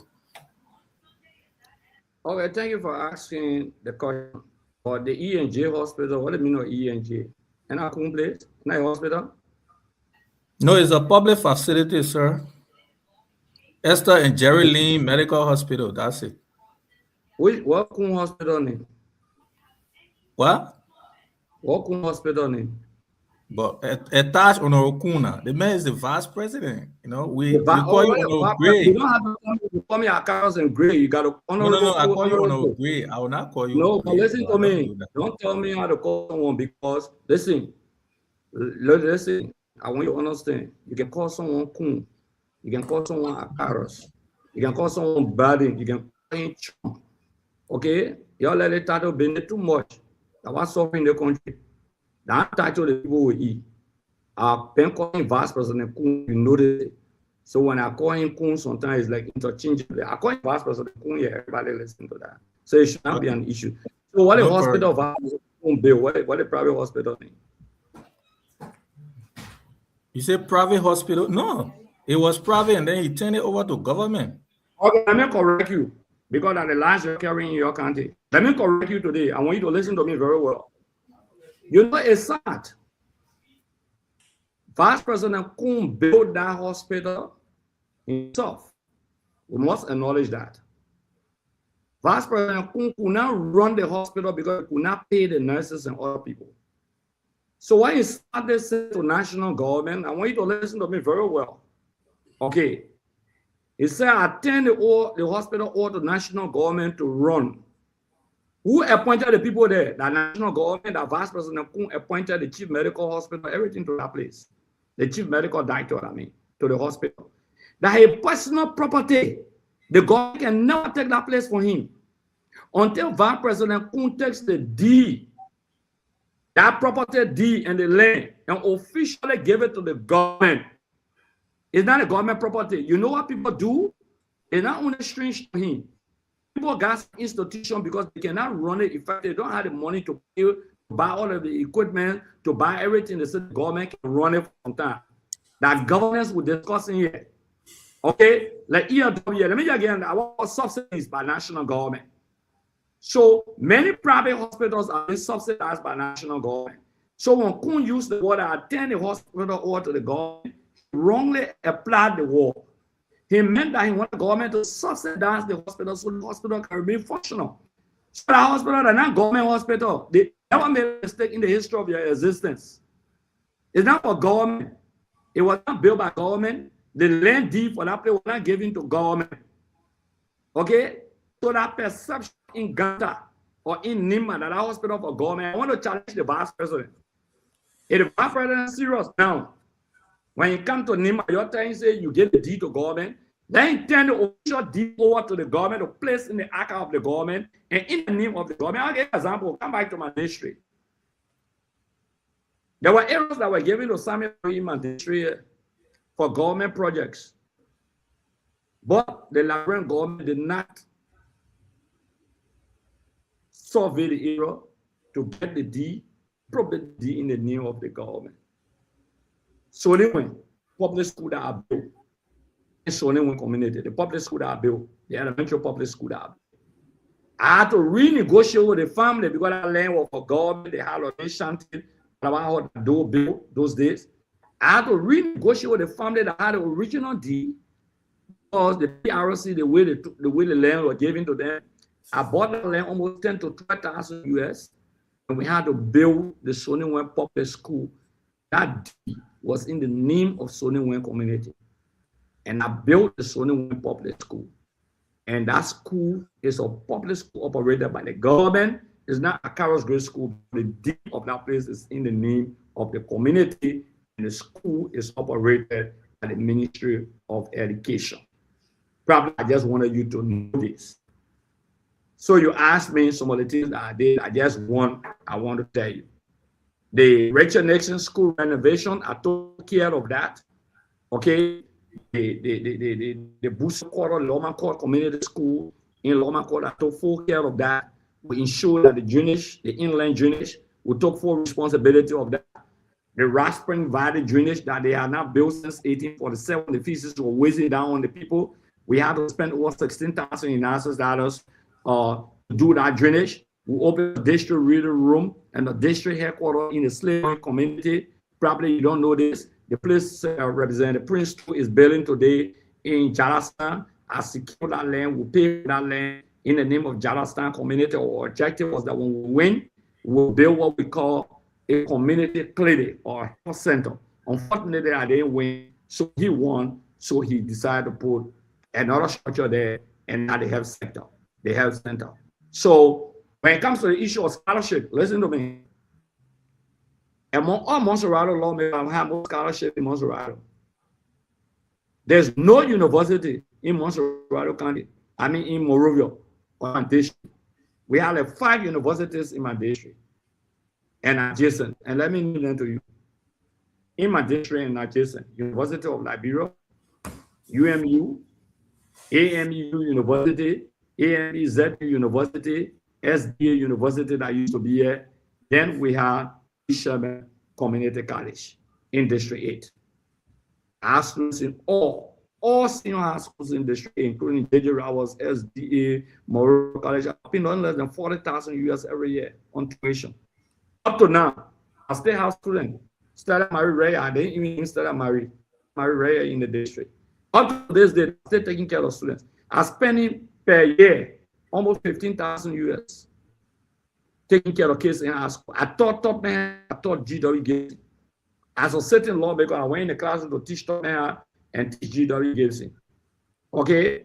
When it comes to health and sanitation, I renovated the Slave Health Center. There's a record. Let's go there.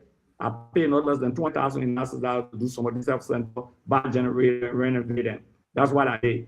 Just say our Carol's Grade donation to health centers. You will get it in district number 8. Now you will get it for now.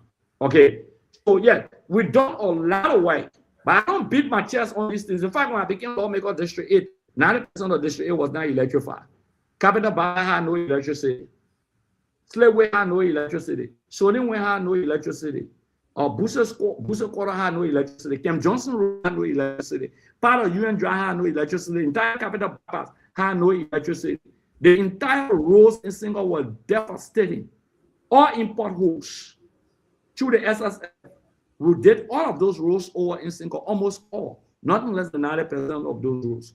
Before I left, 98% of District 8 was electrified, if not 98% of District 8, Montserrado County. The first communication I wrote on the floor of the legislature was the issue of electricity. If you go away, you will see it now. That was in 2012.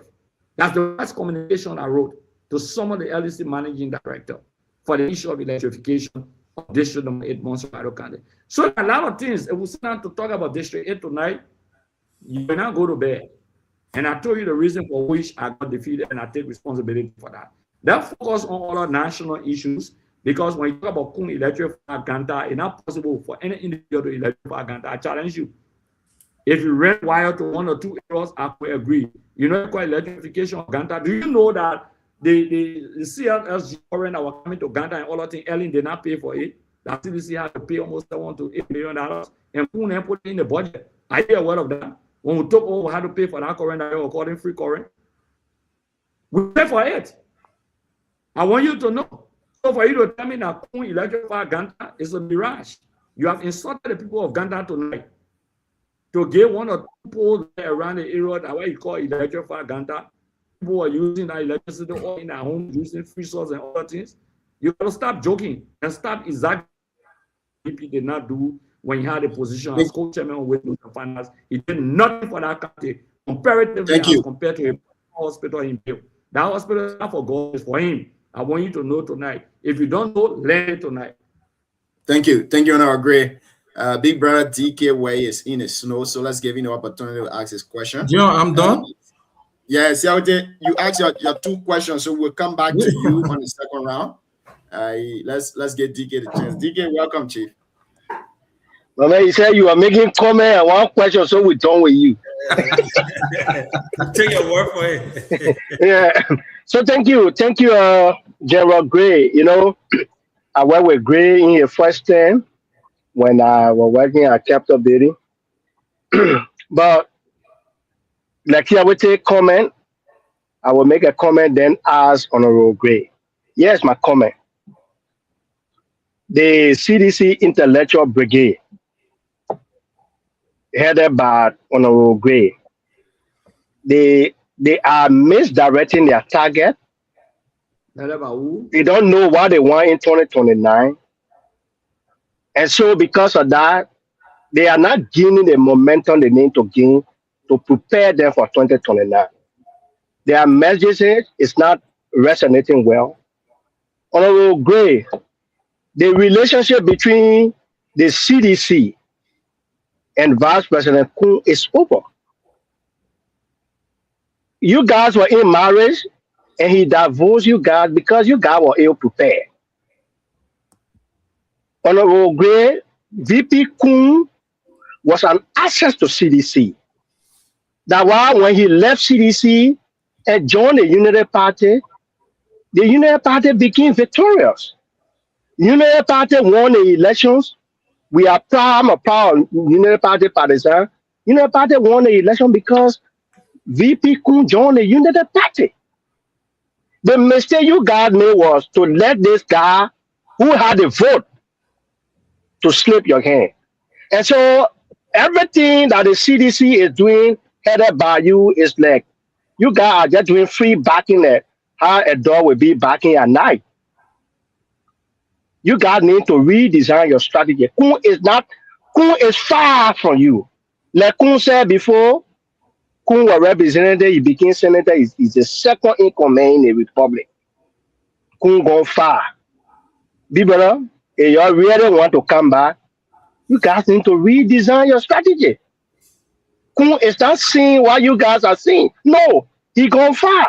In fact, because I'm a Unity partisan, we have built a wall of Jericho around this young man. I'm from Nima. When you guys were prioritizing individuals, like you said, you guys were investing in Kun and PYJ, you guys were not investing in the country.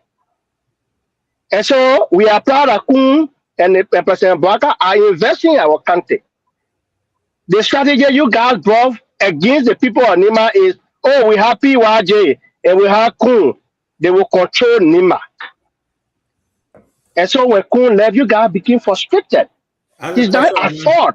Ask a question. No, don't stop me. I say I'm making comment. Don't stop me. Oh, so you not ask a question? Okay. Okay, let me ask a question. You know, you moderated that when you say something, we had the whole break. Yeah. So, Representative Gray, the messages that you guys need to carry Nima is not to attack Kun. No, it's not working. In Nima, I want people to see Kun as their consultant was CDC now. Who me?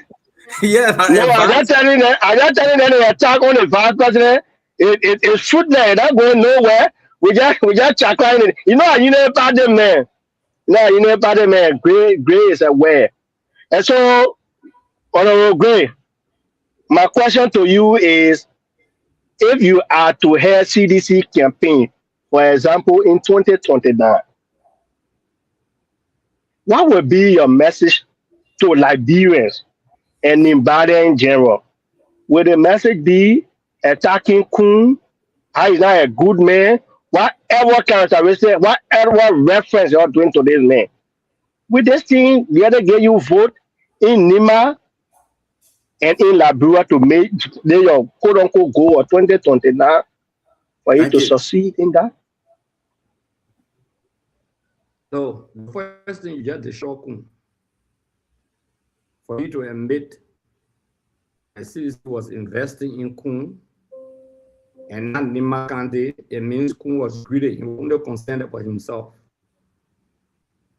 You just destroy him.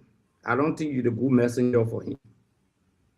Because to say that the government was investing in Kun, the CDC government, and not in Nima, how dare you even want him to be your vice running mate? Because he only concerned about himself, so you have validated my argument that Kun only been concerned about himself. That's one point. The next point here he struck is that how can a man from Unity Party be telling CDC what to do? Secondly, you know, they just run around as some of the lie. You say control CDC intellectual brigade. I can afford certain long because of my ranking as a ranking member of the legislature and former Secretary General of the party. Co-chair one non-statutory committee called CDC Intellectual Brigade. There's nothing in CDC we call CDC Intellectual Brigade. And when it comes from with that, the Unity Party has the Unity Party Intellectual Brigade. Probably that's what he's trying to say tonight. Okay. He asked what will be our message. I believe the message is resonating. To make the people of Nima to understand that we did more for Nima County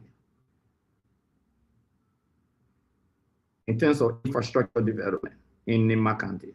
Yes. Garrison may hit that point tonight. We did more for Nima County. The roads you could not pave in Nima County, we paved those roads. The one you're doing today, that because we signed that agreement, we ratified it.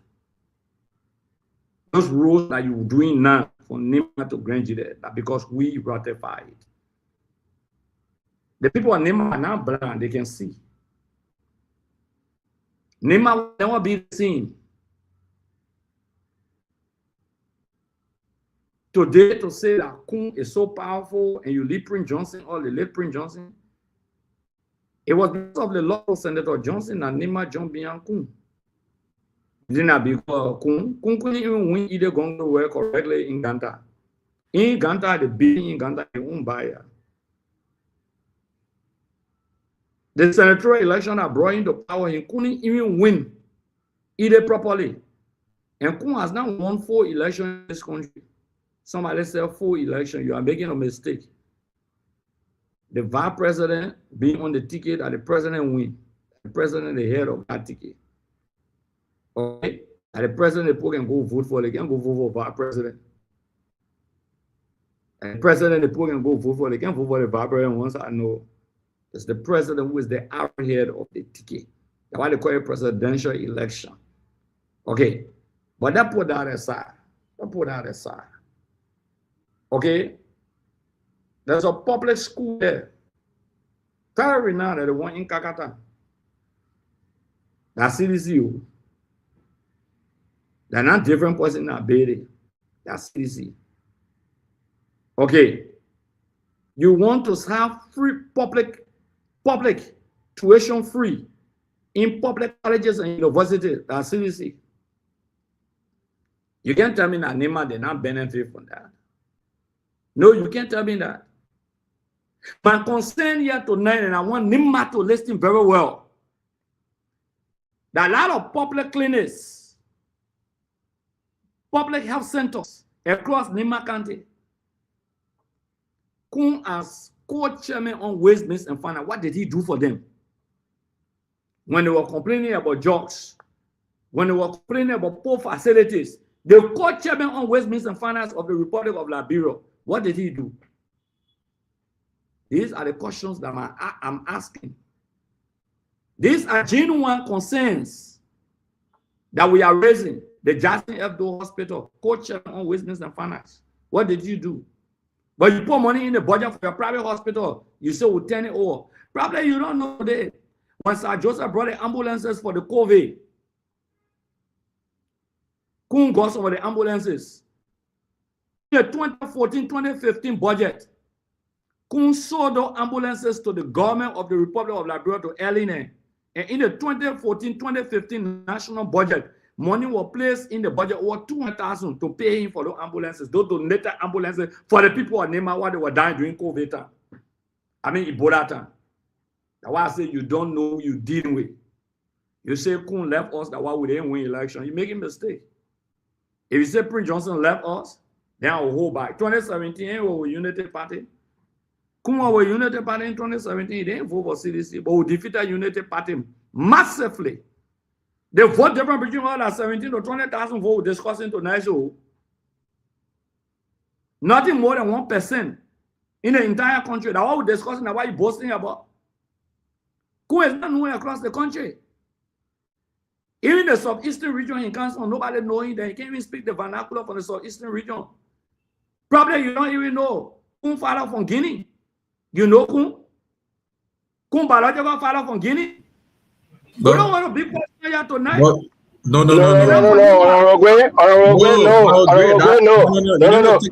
we can't say that Kun father not from Guinea. You need to take it back. We can't allow that. Kun father not from Guinea. No, Kun father not from Guinea. On our great, on our Kun have said before, time with our number that his father is from Sano County, which is the southeast. So his father is not from Guinea. My brother, I don't want to talk too much. Kun family land, we can't discuss it right in on the table. I know Kun biological sister in CDC too. My English. Okay. But where you are intellectual, we can't be talking policy, then you're talking about some other part. It has nothing to do with what we're doing here. No, don't do that, Gray. That discussion there. So do that. On our great academy, we've already set the record straight. We've said it. If in any way maybe he said the wrong thing that on our father is from Guinea, we've established that his father is not from Guinea. His father is from Sano County. So that one is clear. On our great, maybe next time we can discuss that. Let me repeat to you. But why are we establishing that? No. Excuse me. Nimba got to know the origin. Yes, Nimba got to know. It's very significant. That's what we're discussing. On our great, don't have message tonight. That's what I see. Excuse me. No message if I now. say a country of origin is Grand-Cape Macante, okay, what makes Grand-Cape Macante the country of origin? But I know two of biological ancestors with the CDC. And appropriately, we can't to Nimba. Excuse me, probably you don't know that I say I know more than all of you on the show tonight. You know, but John, okay. John, hold on, okay. Yeah, we said we're discussing policy issue. We can't be go about family. We can't do that. But you cannot interrupt. Yeah. You're not more. No, but you know, cheap,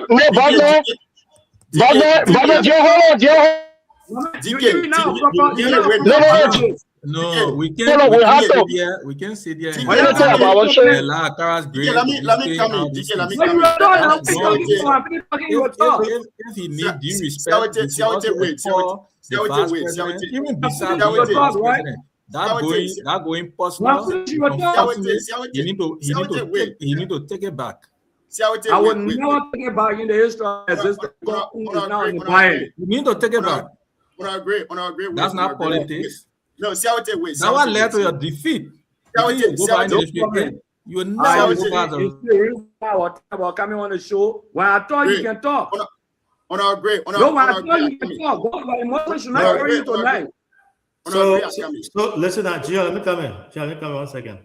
So, gentlemen, we again, Honorable Gray, thank you so much for that. We appreciate the disagreement. We'll have that here, but we have to be cordial and be respectful to each other as we always do.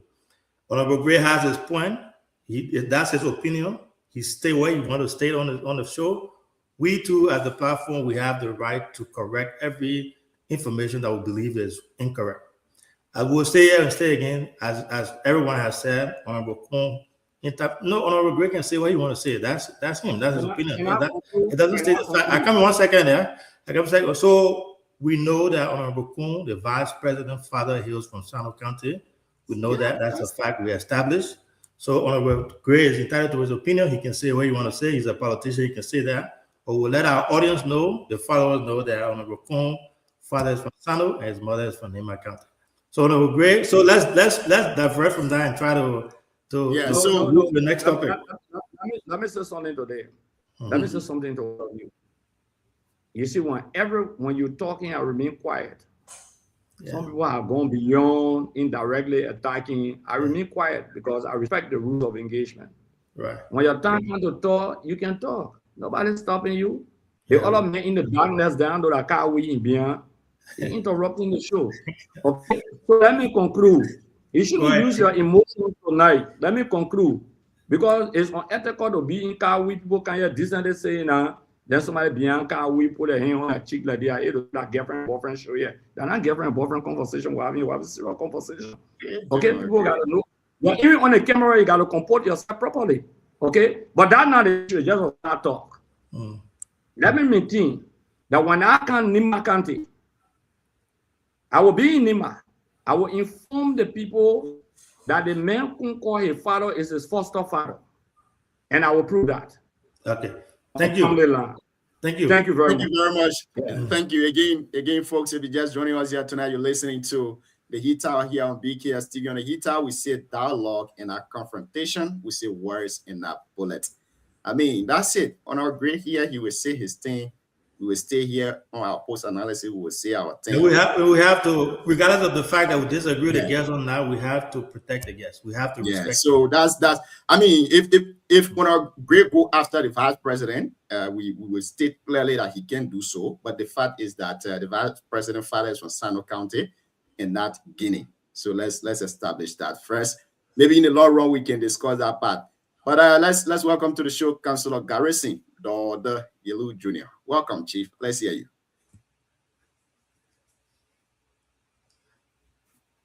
Honorable, we got two CDC guests tonight. You muted. No, man, I get no, you know, say Councillor Yelu is a panelist. Don't bring that in here. You know, Councillor Yelu is a guest panelist. My man. Let us come to the rule of engagement. Yeah.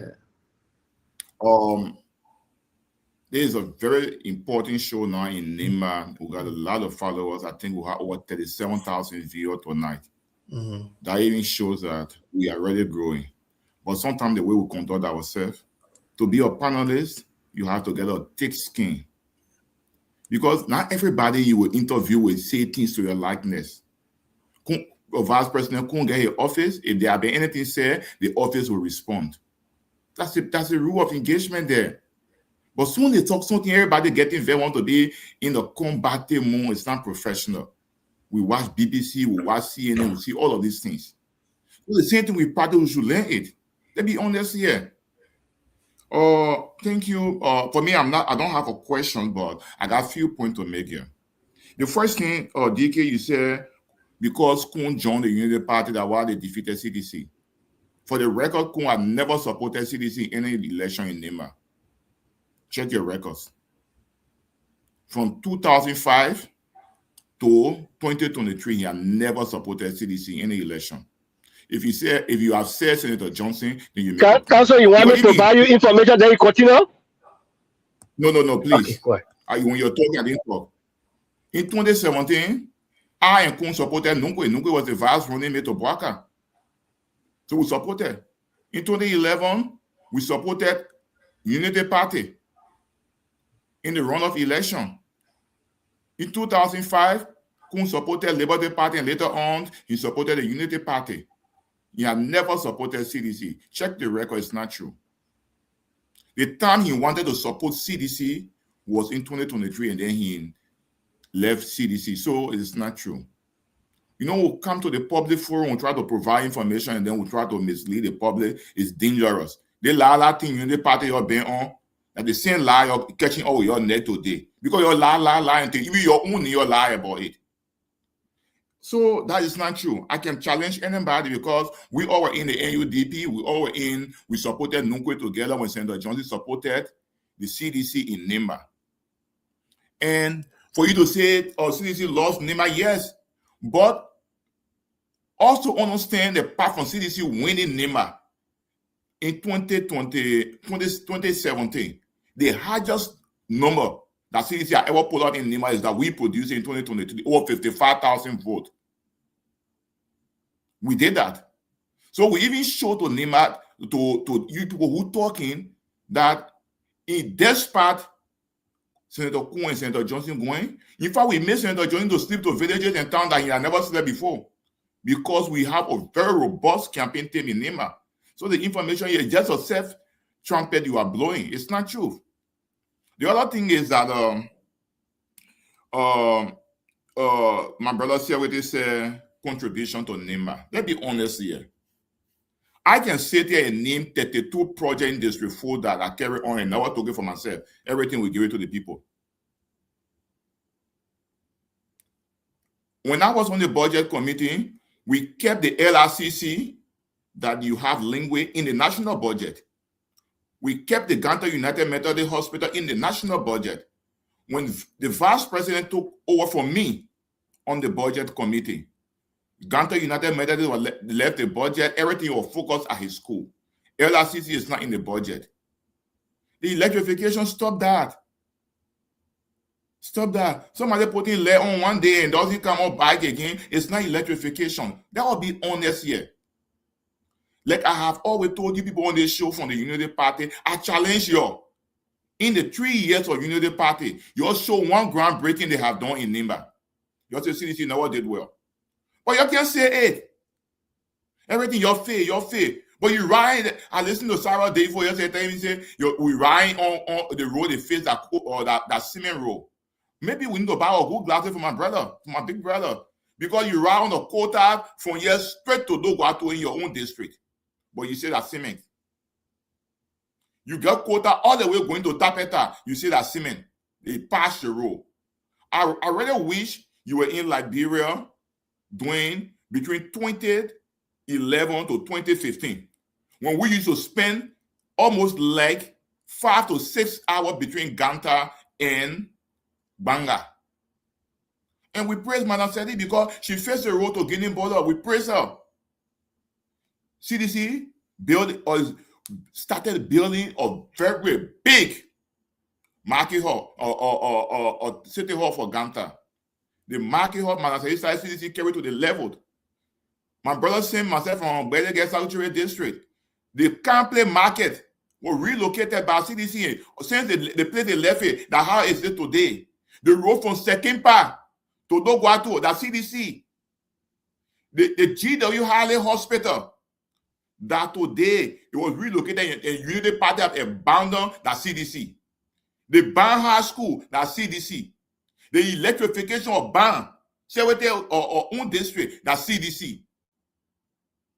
So when you come and sit here, that you talk about Unity Party that have done nothing for NEMA, in government that did is sufficient for NEMA, then we are just being dishonest to ourselves. Then we are just being dishonest because development is not abstract. It is something concrete that you can see. I have been challenging you. You tell me what the groundbreaking. One project you have carried on in NEMA. The president said they gave solar light to NEMA. Which of the town? Instead of a national address. Which of the town? Look, that be honest here, the Honorable Grace said. VP Kun have made it clear to the Liberian people that he is not from NEMA. If NEMA people you're looking for child, you have Tiewon Gonglo and Jeremiah Wapo. They are typical Nimbanian. So can Tiewon Gonglo, for example, go to Bon County and say he's from Bon County? No, because only his mother from Bon County. The law, if you go to our immigration and nationality law, it says from your platform and you choose your home, that is your home. Patrilineity. Sano County. NEMA is not being robbed of intellectual and qualified men and women. We're not being robbed. Thank you, Council. Thank you, Council. You got a question for your man. We got plenty of questions for him. So no, you gave everybody plenty of time. So you have to give me time. I'm in because I was just ready to come as a rebuttal. Then we'll come back. If I want to ask questions, I'll ask. I know the guests got no problem with that. So Council, That give you 30 seconds to conclude. 30 seconds. Council. We want, we, you know, Yeah, that give you 30 half seconds people to get it, conclude. honorable man. So we got to 2 minutes. 2 minutes, please. Yeah, please. Honorable Gray will still be here with us. 2 minutes. In law, when you die, even if you don't leave a will, they say the last word of the dead is what is considered. When the morning of Senator Johnson's death, the last interview he had with a journalist in from Kakata, he said Kun was killing him. Psychological torture, harassment, that what was killing him. And that call, after he left on that call and he fell, when they called it, when they announced that Senator Johnson had passed off, the journalist in Kakata said, "Is that true?" He said, "The man said, yes, for less than 1 minute ago, it cannot be true." Senator Johnson's last word on planet Earth was about the war crime code. Why are you people afraid? Why are you dodging? Look, I have gone Nima. Don't be fooling yourself here and think that the Nima people now was enough. I listened to others crying, saying, "Your kid, the kid, our son." Dig away in your own district. Go there now and have meeting with your fathers in there. District 5. They will all the women. Do you know that the rest meal that Cotton carried a few days, it was almost rejected? People got to interview and talk to the women because they said the government killed their son. Let us stop pretending. For me, let us, people will say, "Oh, I put it."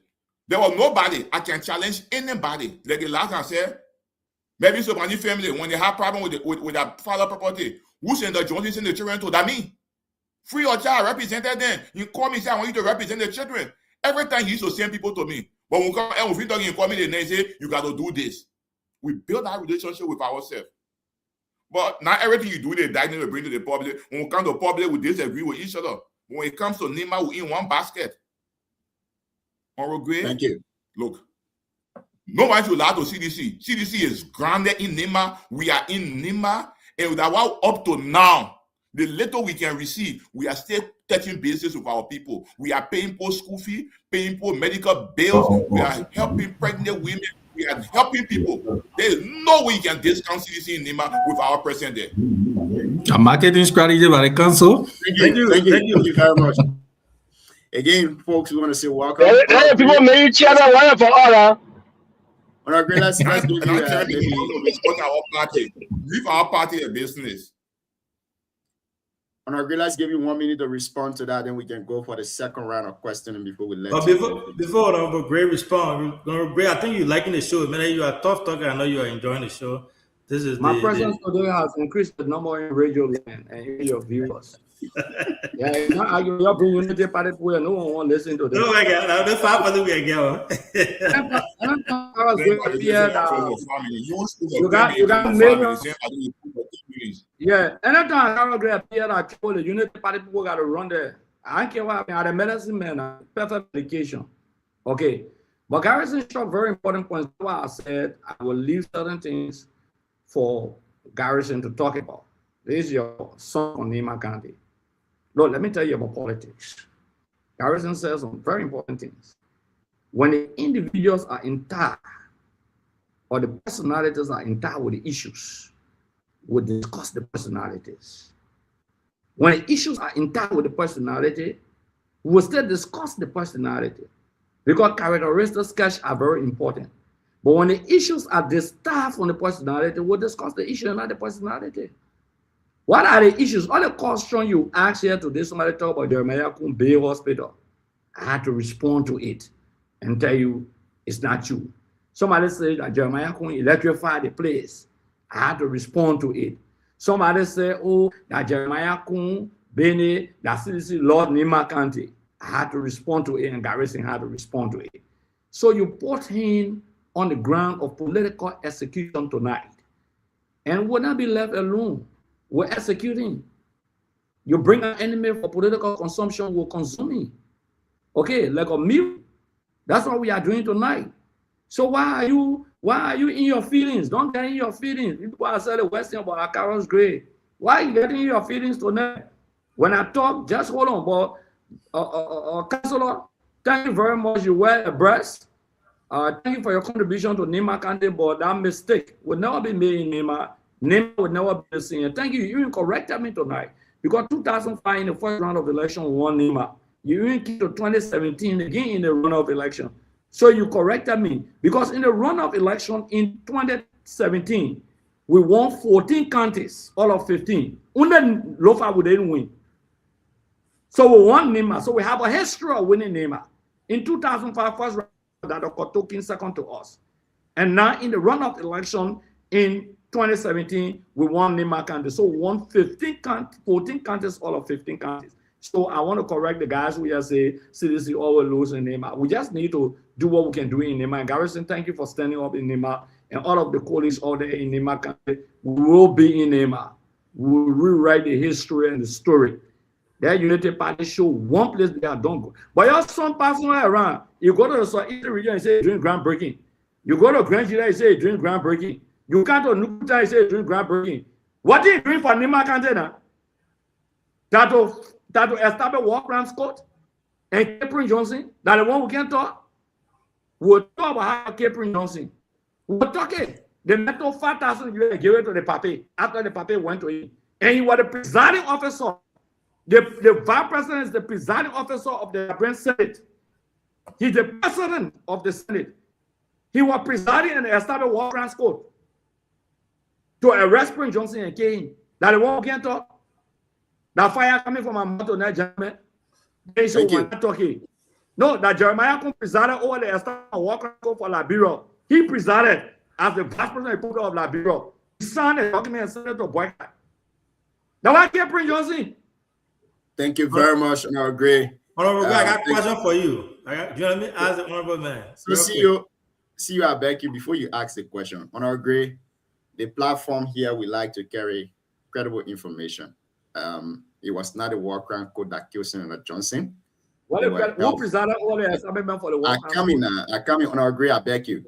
There were health statements out there, even though we speculate that Senator Johnson died because of war crime code, but there were health results out there that gave different reason why Senator Johnson died. So I beg you, let's not. I know it's politics. What you would say? Is this psychological harassment? What they did to him? He cried on Jeremiah Kuni. He cried on John Kabagan. He said, "Don't not speaking to him." The public record. I understand the point you're coming from. I know where you're coming from, but for didn't Johnson say? President Baka was not speaking to him. He said he did. Didn't he complain on Kuhn?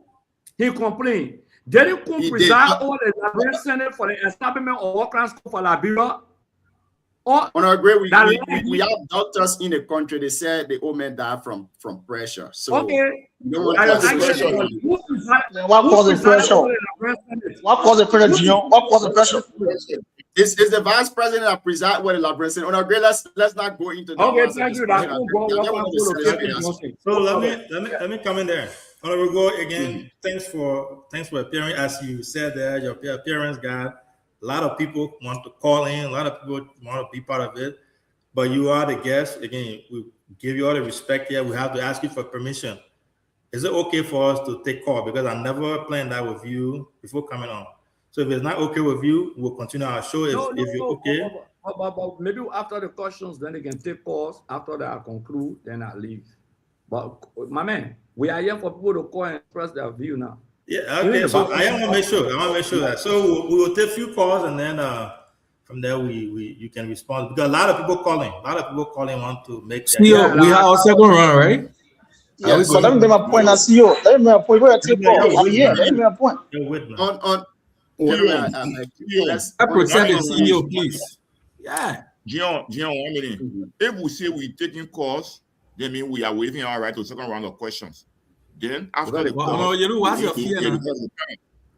No fear. What I'm saying, 11:20, you not keep the guests up to 1, 2 in the morning. Are you afraid? No.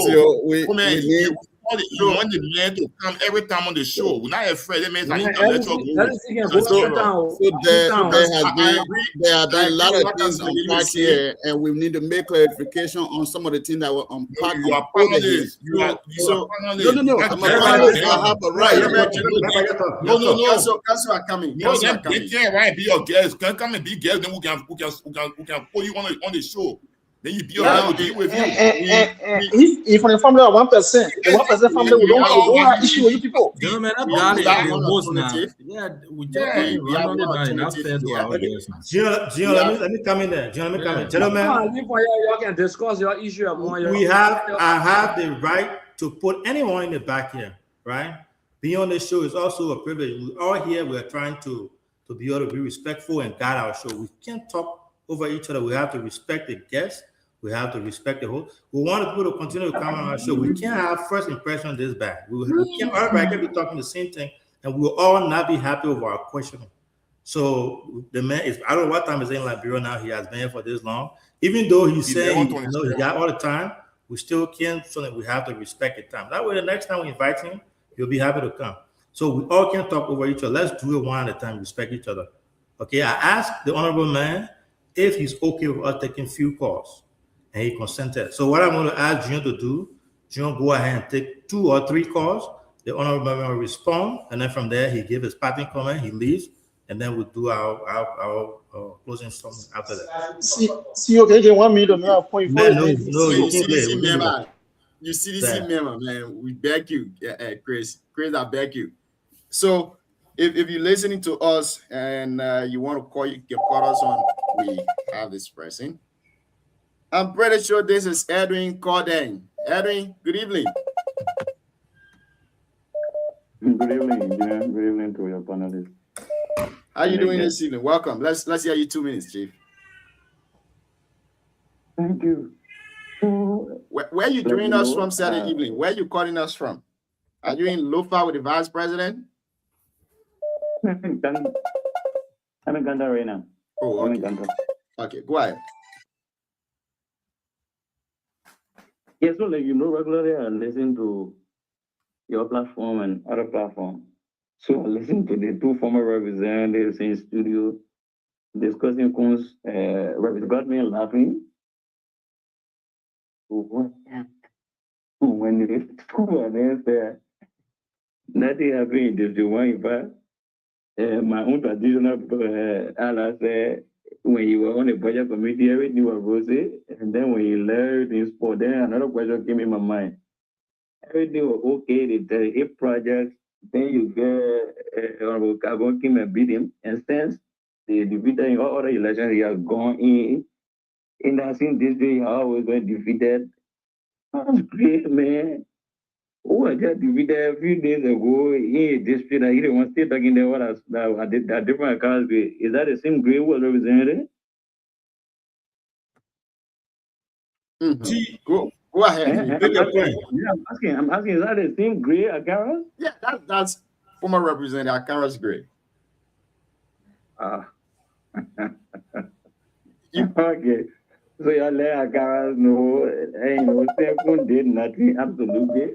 That's what they want to in the election. Thank you. And that's what the evidence won Nimba. Thank you. And that's what they are seated in the Davin today. Thank you. And then they believe that nothing is happening in Nimba, nothing the government is doing. Like I listen to Honorable Yulu. It's okay. Actually, they have a free will, like he said. They play well when ball read, when spoon read, Morgan open when you read that. We're talking. Until then, it is their work as opposition. I mean, their work major is to see the other side of everything the government would do. Except few of them, like maybe Kanyo, then maybe Swopeno, then something we are, then we will see the good thing that the government is doing, and they will flag it, and as a result. And obviously, they will test them. Thank you. What's happening? The country shaking under them. Because they will always tell them and they will speak the way they're speaking. Thank you. But again, they're speaking as a result of what I would consider to be a trauma. I mean, Thank you very much. We have this caller. Hello. Hello. Yeah, two minutes, Chief. Let's hear you. I'll ask my question. Yeah, go ahead.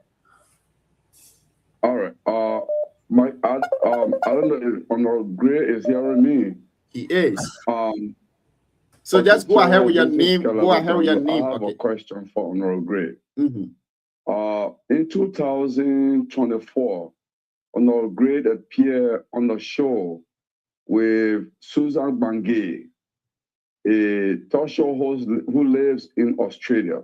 On that show, Honorable Gray made a claim about Jeremiah Kun's paternity, his father.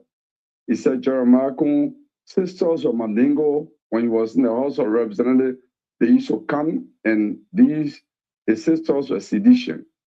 And saying he's on the Nima show, which is widely listened to, can he speak to that? Can he give more light to it? Whether Kun father is a Mandingo man? What's the name of the caller? Name the caller. Go ahead and call your name again, Chief. That's Kilabo Gonglo. Kilabo Gonglo. So we'll take one more call, just one more call, and we'll call it a day here for today with our guests, and then we will stay for the post analysis. You can call us on +25079542897. Okay, this lucky last caller. Good evening. Good evening. Hello. What's your name and where do you join us from? My name is Luto Gape. I do join you from Ganta City, Nima County. Ruta, 1 minute. Let's hear you, Chief. Quickly. Okay. I want to say hats off to your studio guests, Moses Akara Gray. I want to say hats off to Garrison Yulu and all of the panelists in the building. I've come to agree.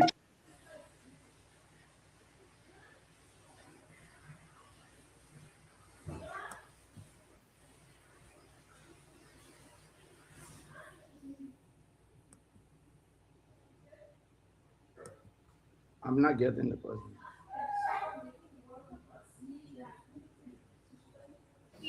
John, you are muted. We're not getting you. I'm not getting the caller. Yeah, so the call. Gio, can you say something? Okay, you got your caller got you. Honorable, did you get the question? No, the last one we didn't get it. Yeah. How about the first two? Did you get the first two? Yeah, I got the first two, but the last caller. Yeah. Okay. Let me get one call. Somebody want to call, and then from there we'll replay that with the last call, and then we can answer to those. Let's see. Yeah, we got one of your man CDC. I'm broke in the back. Yeah. So Lorena, can you hear me? Hello. All right. So we got Lorena on the line. She's one of our panelists here, but apparently the rescue internet not really helping her, so she has decided to call instead. I think they can hear you. Your 1 minute call, please. Okay, so it is now about internet because I'm calling you on WhatsApp and obviously it's an internet call. Okay, go ahead. So just to be that. I listened to, first of all, let's say thanks to former Representative Gray for appearing on the show. And I listened to all his claims about Vice President Kun's paternity, about he didn't do anything in District 1. But anybody in District 1 who have there prior to 2012, we just concluded Gray does not know what he's talking about. I will live in District 1, have properties in District 1. I know the things that Vice President Kun did in the district, building schools in villages that never had any school, building extensions for the JPSC campus, on the campus to enable the school take most students as a government school. And everything he did in the district except for the hospital. And when he was starting the hospital, he made it known that it was a hospital. The owner of his daughter owned his and his mother. My man, nowhere but the app. Does not have any history of beating students and insulting people all around, like former Representative Gray. That's one of the things that you did that he did not do. And it's so disheartening for grown-up men to sit on the public. All right. Say Lorena. Why did we go to school? Okay, You need thank to follow you. off. Thank you. Yeah. Thank you. Instead of talking about this person, it's somebody first of correct follow and it just All right, thank you. Yeah. Honorable girls, so those are the 3 callers that called there. We'll stop there. If you remember, you can respond to those, and then we will. I want to respond. Lily, look, this is the game of politics. They didn't come here to sit on the pulpit. Unfortunately, probably she has not had a guest like a Carlos Gray who will add value to the program and bring more viewers to the program. The fraternity is very important. Okay, to say paternity, let me just say the paternity is very important. When somebody lies about the paternity to get vote in a particular location, in politics, you try to ensure that you destroy that perception, which is very dangerous. So, like the first caller call, it was in line with what she said. Listen, somebody said you got defeated. All the things he did in Ganta against Ide, he got defeated in 2020 in our district against Ide. All the things he did in our district in Ganta. When Ide ran against Koga, she won that place. And Kun did not win that place for Koga. All the things you're talking, you couldn't have good human relationship and behavior. Why he and Koga get a lawyer? Why? Why he and the red Gio man a lawyer? Why? Like the council self is very important. They might not shut up manpower. They might have produced some of the best geologists in the history of the country, like Yeba Dibon. Probably you don't know this. Then, in the history of this country, when it comes to some of the best geologists, through the Ministry of Land, Mines, and Energy, NEMA can knock her chest on that. Somebody who claimed that the historicity or origin is Nima County, and we come to question it because we know better than what you think. And you're clinking on Nima County. And after 2 years, you have not dedicated a project in Nima County or done a concrete groundbreaking as vice president of the country. And then you sit and say we shouldn't talk about it. Where are you coming from? Where is the lady coming from? She said, you said on radio, we don't insult people. We talk the truth to people. Nobody insulted anybody here. We never insulted the vice president tonight. She got to get that very clear. But I can understand that the thing you people used to is what? Praising us. Everybody get kind of praise somebody, they sing for them, they clap for them. We're not praising God. I've never been a praise singer in the history of my existence. Even after the show, maybe he will call me. The other man who called from the office of the vice president talking about defeat. He said whether he near the vice president he called. Joseph Boyah was defeated in 2017 massively by Joe Weah. You want to talk about defeat? You really want to talk about defeat? Okay? You talk about less than 1% vote. The white people just boasting about running all around. Nima does not belong to Unity Party, never made a mistake. The Nimbans under my voice today are very happy because they have been able to listen to something, they've been able to learn something tonight that they never knew. All the lies, the gossip, the deceit that Kun, the E&J hospital for Kun, to now we have destroyed that lie. So the public can know about it. Because somebody came on the show and said, the hospital is for the government. And we have come to tell the people that no, it's not for the government. We only turn it over to the government because he cannot take care of his own hospital. But he the one appointed all the people, including that doctor that ran away from the country here for killing him or being falsely. He should be prosecuted. But it's Kun who allowed that doctor to run away from the country.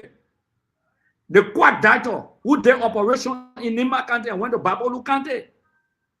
That quack doctor that Kun introducing in Nima County.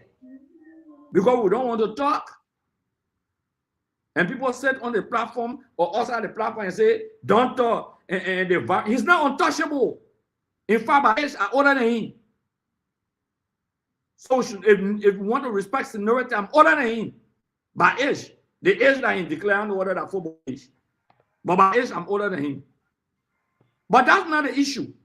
The issue here is that the concern, what has he done for Nimba County in 2 years' time? When you leave your hometown, you don't clean the core for your halfways. You run to Nukutan that you will never win.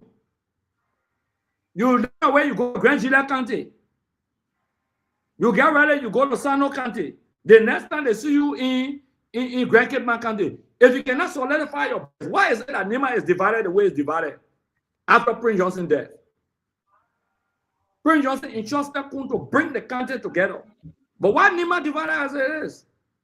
All your Nimbayan who are in government, because they supported CDC, you lied to Nimba that they will not lose their job. But at the end of the day, you fought, you took them for the job. You said they don't support you. That's what he's doing. He only supporting one group of people. That's why Koga is crying. That's the fight Koga is fighting. Koga is saying, I am the senator of Nimba County. Ask Kun. One appointed position. He didn't ask Koga to make any recommendation. In the entire county, the senator of the county, one recommendation. And when the senator talk, then some people say, oh no, you know. No. Prince Johnson left the senator for that replacement, for that portfolio. Okay? That's why he left the senator for Samuel Koga. At the end of the day, you look at Garrison. You tell you surrounded the party will take you from governance. You coerce Donald to be running behind you to get consulted, say, well. That's the other one that they appointed for Nimba County Land Mass and Energy. How many of you Nimbarians, the best geologists in this country, you got some of the best geologists because I know about that. How many of you? You know how MP friends and other people whatsoever to carry them along with you that what we're talking about? How has Nimba been able to benefit in 2 years for the vice president position?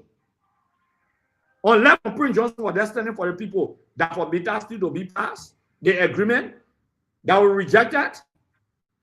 When the people of Nimba Mita had not fulfilled her commitment and promises to Nimba when the people are protesting, and the vice president preside over the establishment of War Crimes Code for Liberia to have Johnson, that you preside over the passage of the Mita Steel Agreement, and you sit for our hand and clap for him, blah, blah, like a praise singer.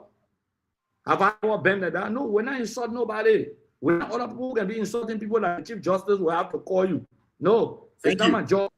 We speak truth to power, and today, and many days to come, we'll come on this show politely. If you invite us as your guests, we'll appear. But our appearance today will be made up for the vice president to clarify. They will keep clarifying. They will tire clarifying. We'll leave this show today. In the entire Nimba on fire tonight. Thank you very much, former Representative Moses Akaros. Your CEO, take over, Chief. So I was just going to say you are welcome here anytime. Anytime. This is everybody's platform, regardless of your political affiliation, political party. We need all of you from imposition, opposition to be able to reach our people, disseminate the message. Like when we started the show, I said information dissemination is very important, and I think our people deserve to hear from both sides. You know, going are those days where information is from one side, and then the people just go with it. So thank you so much for coming on the show tonight. Again, I know you say you have enough time, but I want you to come back. So I will hold you here. Yeah, so yeah, you can give us your partner statement, and you know the people are listening to you. Give us a partner statement, and then we'll look forward to hosting you again anytime. Hopefully, within the next week or so. Yeah, thank you very much for the invite. Garrison, I also want to say thank you. I know I'm leaving a capable man on the show tonight for the discussion afterward. But I want to say to all of your panelists, I mean, I really appreciate the conversation. I appreciate the concerns that you raise. Liberia should be the country where we disagree on issues. But our disagreement should not plunge this country into chaos. When we see each other tomorrow, we can stay shaking hands. That's the character that I bring to the table. We disagree on political lines. Even my men who in the darkness that rescue cannot produce electricity. Okay. That also, okay. I'm happy that we exchange. These things happen. When Akaras Gray appears sometimes, we exchange words. And what Prophet Key will say, words are meant to be used, but not to be done in insult people. Yeah. Okay? So I want to say thank you, and I want to say hard out to Nema Kante. And Nema would never be the same. We are here to narrate our own stories, and people will not narrate the stories for us. So I will be in Nema Kante appropriately. The CDC is going to 2029. There will be a lot of sweeping reforms across the country by the CDC. And today I'm proud to announce that we expelled 3 members of the CDC. Kanye Babala, we expelled him from the mighty Congress of Democratic Change. We expelled Samson Weir from the Southeastern region. We also expelled Zoe Emmanuel, and we declared them dissident collaborators. They defaulted on the basic constitutional provisions of the CDC and bylaws of the CDC. So they can go, they are free person. We just wanted to say this is a caveat to everyone. No matter what the situation, you either be with us or you be against us. You cannot hook in and horseshoe. What I would call is like a political hermaphrodite. Hermaphrodites are animals with 2 other organs. They call them hermaphrodites or political politics. You can't serve more than one God in the CDC. No, the CDC is an institution that believes in the CDC. You can't be serving CDC, you're serving Unity Party, you're serving CMC, you're serving EMC. No, the party constitution does not call for that. The CDC will remain robust. Thank you, Nema Kante. Thank you, the Republic of Liberia. Thank you to our viewers. Those who agree and disagree with me, it's their constitutional fundamental rights to agree and disagree. This is the CDC. The ultimate general. Information, the Freedom Act, the Abla Kamara Free Speech Act. So the CDC will protect your right to disagree with us. Good night, gentlemen. Have a wonderful night, and keep clarifying that the unity. And next time we host you, we'll talk about your Nema connection. What Nema election? No connection. Connection. Yep. My man, go ask the 12 family about me, they will tell you. Thank you, Chief. Have a good one. I'm the former representative, he will tell you better. Okay. Thank you. Thank you for being here. The time reach it. That's what people talking. You come from Guinea, you won't be causing noise in your ear. Thank you very much. Good night. Good night. Good night. And so that was former Representative Moses Akaras Gray of Electoral District 8, Montserrat County, speaking to us here tonight on a couple of issues. Our man B. Mark Bloom is in the back. He said, "Thank you, guys." B. Mark Bloom, you need to join us here, Chief. Now, as always, we stay on the show to have our post analysis. But Joe, who noted that Councilor Yeru is receiving time for President we are tonight? Have you anybody noticed that? I didn't notice that, Chief. Yeah, he basically on the phone reading text from George Weah. I didn't notice that. I know you. So, as always, we stay here for the post analysis. All kind of allegation. So we will give each one of us 2 minutes to have our post analysis and our parting comment. And I want us to start firstly with the brother Sam Cyrus Pallier, because he said, great touch a lot of things. So you want to unpack some of them. So bear with me. We'll give you 30 minutes. After 30 minutes and we cut you off, please do not say you want to come back. Yeah, I got 2 minutes. I'll give one of my minutes to Cyrus and one to my son, Robert. So you add it to that. So, gentlemen, CEO, thank you. I think the beauty of this show is to allow people to express their view, which is a good thing. But I think that we should also be mindful so that our show can be respected. I think the political discourse tonight was just a mere talk.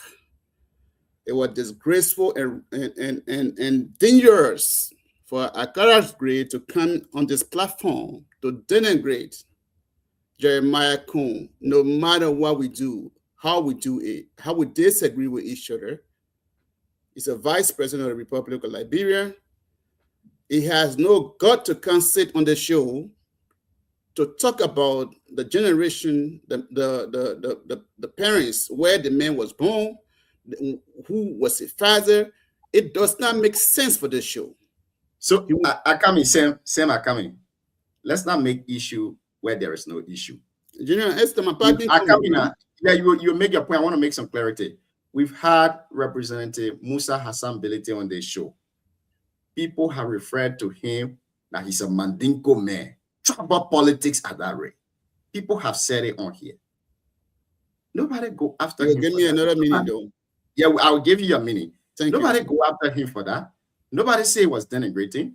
We could consider that denigrating if he would have insulted the father of the vice president or insulted the vice president, and we call it denigrating. But let's not make issue where there is no issue. Family lineage is something that everybody can discuss. Somebody will look at my name and say, you got Ping, you're not from Nima. In fact, you're not from Liberia. Which Liberian name will be Ping? So I don't think that should be an issue, Cyrus. I beg you. Let's pass that politics. He said, I think we made a correction. Let's pass it. I beg you, Chief. Go ahead. Your 3 minutes start. Well, now you make me my thoughts. Junior, I don't know why I'm not getting it. So Junior, I understand, but what I'm trying to say here is that to me the conversation tonight wasn't relevant enough politically. We call Akara Grace to discuss the national politics or even the politics of Nimba County, but going into somebody parents or where it came from, where it didn't come from, that was not necessary at all. That's what I want to say. But having said that, again, let me make this crystal clear to the people of Nimba County and also the people of Liberia. Again, it is so dangerous, unprofessional when I hear some citizen of Nimba County, citizen of Liberia, on the show as well, telling lies that Honorable Prince Yeru Johnson died because Jeremiah Kuhn killed Prince Johnson, and also he died from political pressure, which is war crime code, the so-called war crime code. Those disinformation and misinformation, I'm here to debunk it tonight. Listen, Junior, let's be fair enough. Prince Yeru Johnson did not die in Loguatro. He did not die in Bucho. He did not die in Zegli. He did not die in Petro when he captured the two Mawa. He did not die in Banga. The man fought war. He was a hero. He fought war. And he came to Monrovia. He turned out power. He left. He went to Nigeria. He came back. He served his country and the country successfully. Death, every one of us here, in the book of Ecclesiastes, it says to us, there are time to die and there are time to be born. But people who are trying to gain political relevance because of Prince Johnson's death, I'm here tonight to tell them that Prince Johnson did not die because of war crime code. He was a hero, and hero can die at any time, like anyone else. What it tells us is that we know where we were born, but we didn't know where we would die and how we would die. So I think that Nimba people, the people of Liberia, should stop playing politics with Prince Johnson's death. Madonna, my father's son, did not die because of war crime code. He was a hero. He died as a hero. And Nimba people must and should believe that this man did not die because of nonsense thing they're claiming. Okay? Junior, tonight is joke, is playful. I can say Representative Gray came on the show and put on lies. This man served as a representative of the Republic of Liberia. Junior, I'm sorry that we didn't have the time for you to play that video that I sent you. This man, he called himself representative. He was behaving like a rebel. He led a group of thugs to the University of Liberia. And he stood out there, he was speaking, Junior, sorry that these folks on the sedition that on this show who had refused to acknowledge that Akara Gray was more like a rebel. He carried talks. And Sharon died. Sharon got hurt. Okay? Thank you. At this point, they did not say anything, but Akara Gray should come sit down here and tell us that he served this, he served it. It's a mad joke and must stop. Thank you. Thank you. Thank you for listening. Those who agree with me, thank you. And those who will not agree with me, thank you. Thank you. Thank you very much. So before you go there, just to read the checkpoint, Akara Gray is not a thought. He's not a rebel. He appears on the show tonight to make his import, and he did correctly. No, I didn't say he was a rebel. I said he behaves like a rebel. Let's correct the statement. So we will go to Grace. Grace to Madam Lorena, because no, let's go to Madam Lorena because her network giving problem. So let's go to her first, then we'll come to you, Grace. Madam Lorena, let's hear your 3 minutes. You are muted.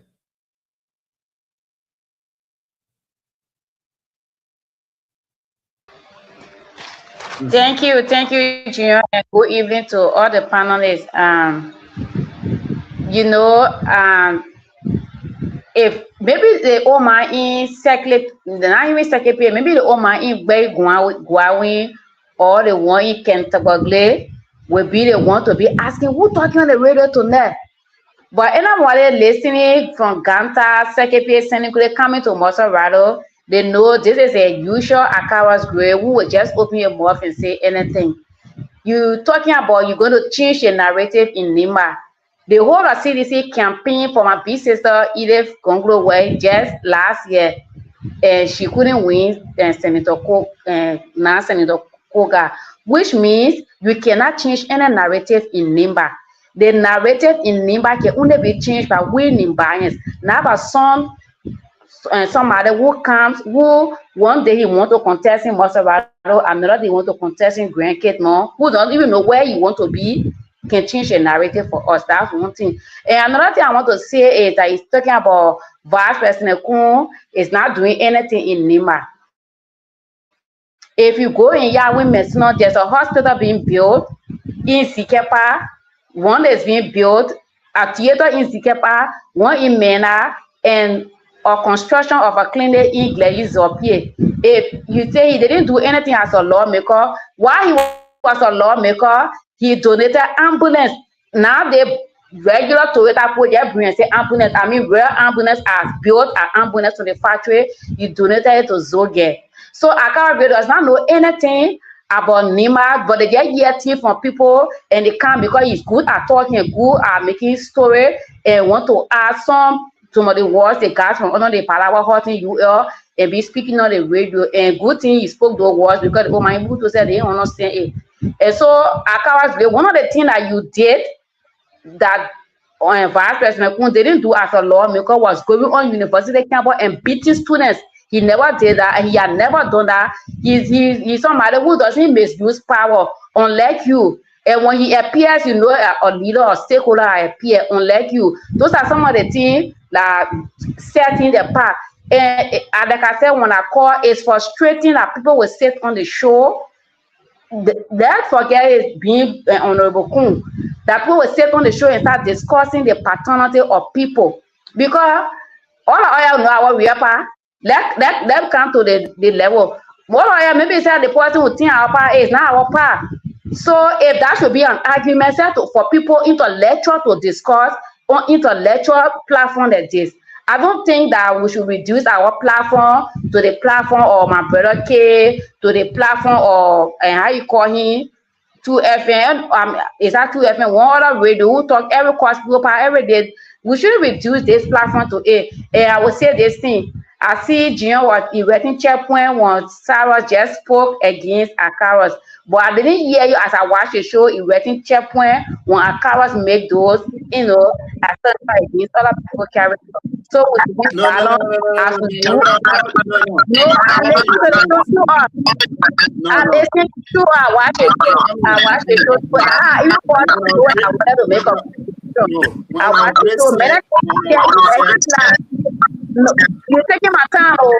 Many things he tell you let him fly. At some point you correct, at some point you let him fly. So if you want to correct, which is the right thing to do for our own character as a network, do it to everybody. Even me, if I feel a wrong thing about charity, correct me, say it's independent, don't let me start. That's what I want to say. You didn't do a watch the show before, from the start to now. Because it was twice I want to make contribution. So I like to say that Akawa Gray as the president and CDC, you cannot change the narrative of Nima unless Nima starts the narrative. Anyway, Nima will hold on to the narrative of president. Our tendency I was there yesterday, last night is that but being inclusive. I told him last night, I said be inclusive. No matter you from ALP, you from KOK, you from whatever, you from ZOD, we include everybody on this board because Nima Unity is not about party, not about it shouldn't be our political party. So Akaras, even former President George Weah cannot change the narrative in Nima because we got a lot to say. Now you people are attacking and for us President Kun, we just prove that he is the one everybody fears in the CDC. You fear him so much that there is not a day instead of talking about His Excellency Boaga, who is the Senate bearer, who is the president, you want to be comparing Vice President Kun with George Weah, who is going for the presidency. So it just indicates that every one of you in CDC, you so fear this man, and he has become you're worried that you must talk about him every time. It's good to talk about it. It's kind of promoting because somebody will hear it and say, who don't know him, will hear him in other country. But let's be factual about it. And I want to discourage your father to be saying now and talking about somebody pass, somebody follow, and this and this and that. Let's not encourage it on our platform. See, the last time when Berete appeared here, said nothing will change the fact that Berete is a Maningo man. So since he's a Maningo man, nothing will change that reality. Now, I want to put it to all of us. Tribal politics is not good. Anybody that can discuss tribal politics is not good. So this could be a message to all of us. You see how it hurts? Akami. You see how it hurts? Akami, Madam Lorena. You see how it hurt when they talk about somebody? No, Akami, now let me finish. When they talk about somebody's personal life, it hurts. Now, if we start going after Nima's sons and daughters to say, your father from Nima, only your mom from here, those are politics that will destroy us. Today, the vice president is proud of his paternal home. He said, yes, I'm from Sano. And I see no issue with that. I see no issue with it. He's from Sano. It's okay. All of us here, we're from different roots. Who knows that Councilor Yedu is ready from Nima? Who knows that the CEO is ready from Nima? Who knows that Ama is ready from Nima? We don't know. But we will sit here. This is the same platform we say, let's preach Nima politics, that Nima time. So the men start preaching the politics and they say the vice president is not from Nima. If Nima want to produce president, let it go for their own son. Yeah, but you know what? As a law student, I believe I was citizen of Labu. No, that one. So you facing that to be a citizen of Nima County, and he had never had that enough from So Lorena, I don't plenty time. No. So I don't discuss that. For me personally, I'm against that idea. People that say, "Oh, they present from here, they present from here," I'm against that idea. I think so. Let get a dialogue now. See, I will take one. Okay. Anyway, I wanted you guys to come in, but thank you, Jim. Okay. Anyway, Chris has been here for yeah, I wanted Chris to speak because you are not spoken. Yeah, let Chris go. Yeah. Chris, go ahead. Thank you. Let me say good evening to everyone. I was listening to the show tonight. I had to speak it out. So now apparently see the way that his own professionals. I have to Okay. say. So I hold you. Like I say hold you to Lorena, that. I come in. No, we're not doing that. Chris, listen to the Listen, no. CEO. You don't do that. We man. have our internal chat that we discussed. CEO, 1 We minute are here, not Chris. going to Chris, allow I think we'll get a anybody. chat room. Yeah, we cannot come can on go here and in the discuss chat and room watch and out discuss and on have the a plan. platform. We're not here. It's not here. It's not professional. So go ahead and make your point. Thank you, and I hope the rules will follow continuously to other level, not just tonight. I will have a little observation to speak on. When the guests appear on the show, the guests say, "You the party have done nothing in Limba." It left with our people on the other side to take the argument to provide the answer. They don't need to be attacking the man. The man appears said, "You the party have done nothing in Limba." If you know your government have done something in Limba, stop pointing in Limba. Right? That's how the argument goes. The man provided information that the VP going grant you the program. He came most of the program. He went to the program, but nothing happened in Limba. And you think that you're the person that doesn't in Limba point out in Limba. That's how the debate should be. But it should not be the sentiment that whenever somebody talk about the VP, or about you're to get in our feelings. It's wrong. It's wrong. Okay? You don't expect everybody to be the same side. People were ranking people saying in 2020 in Lima. Yeah, in 2020 in Lima, they said, Father Madrigo men. And the same people today supporting Kun. Was it right yesterday? When they said it yesterday in Lima, the same people today supporting Kun. So why we cannot be backed up to our conscience?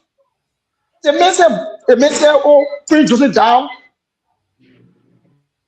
Where were you people when Prince Joseph was crying with those people knee? The blogger can respond to your call. The Harvard project came on me. Why we can't see the truth on the show? Where were you guys when Prince Joseph was crying down? Baby blogger cannot respond to your call. Kun say who the 5 times go lawyer. Like 5 times so lawyer in the Johnson. When the woman died with the woman.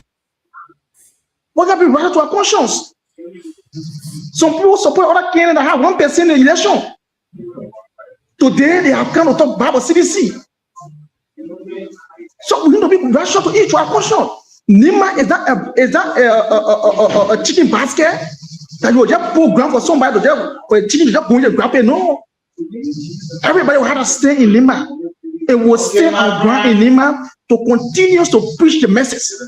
USSCC did nothing. Going 3 years, point out one project in Lima. The only thing you're doing in Lima to use our superintendent, our sweat development money to only project in Lima. That's all they're doing. If you want to counteract the debate, provide information you have. Come on, if you say, okay, Unipart today, Unipart bill, the 10 barrel in Lima, nothing happening. Thank you. Thank you, my brother. You're for who's on the right here. When they talk about the VP, you're getting your fees. When they say the VP dates, we're getting your fees. They're done with the VP father from Sano Country. He's our nephew.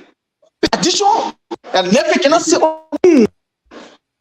Thank you very much. Amma, let's hear you, Chief. I'm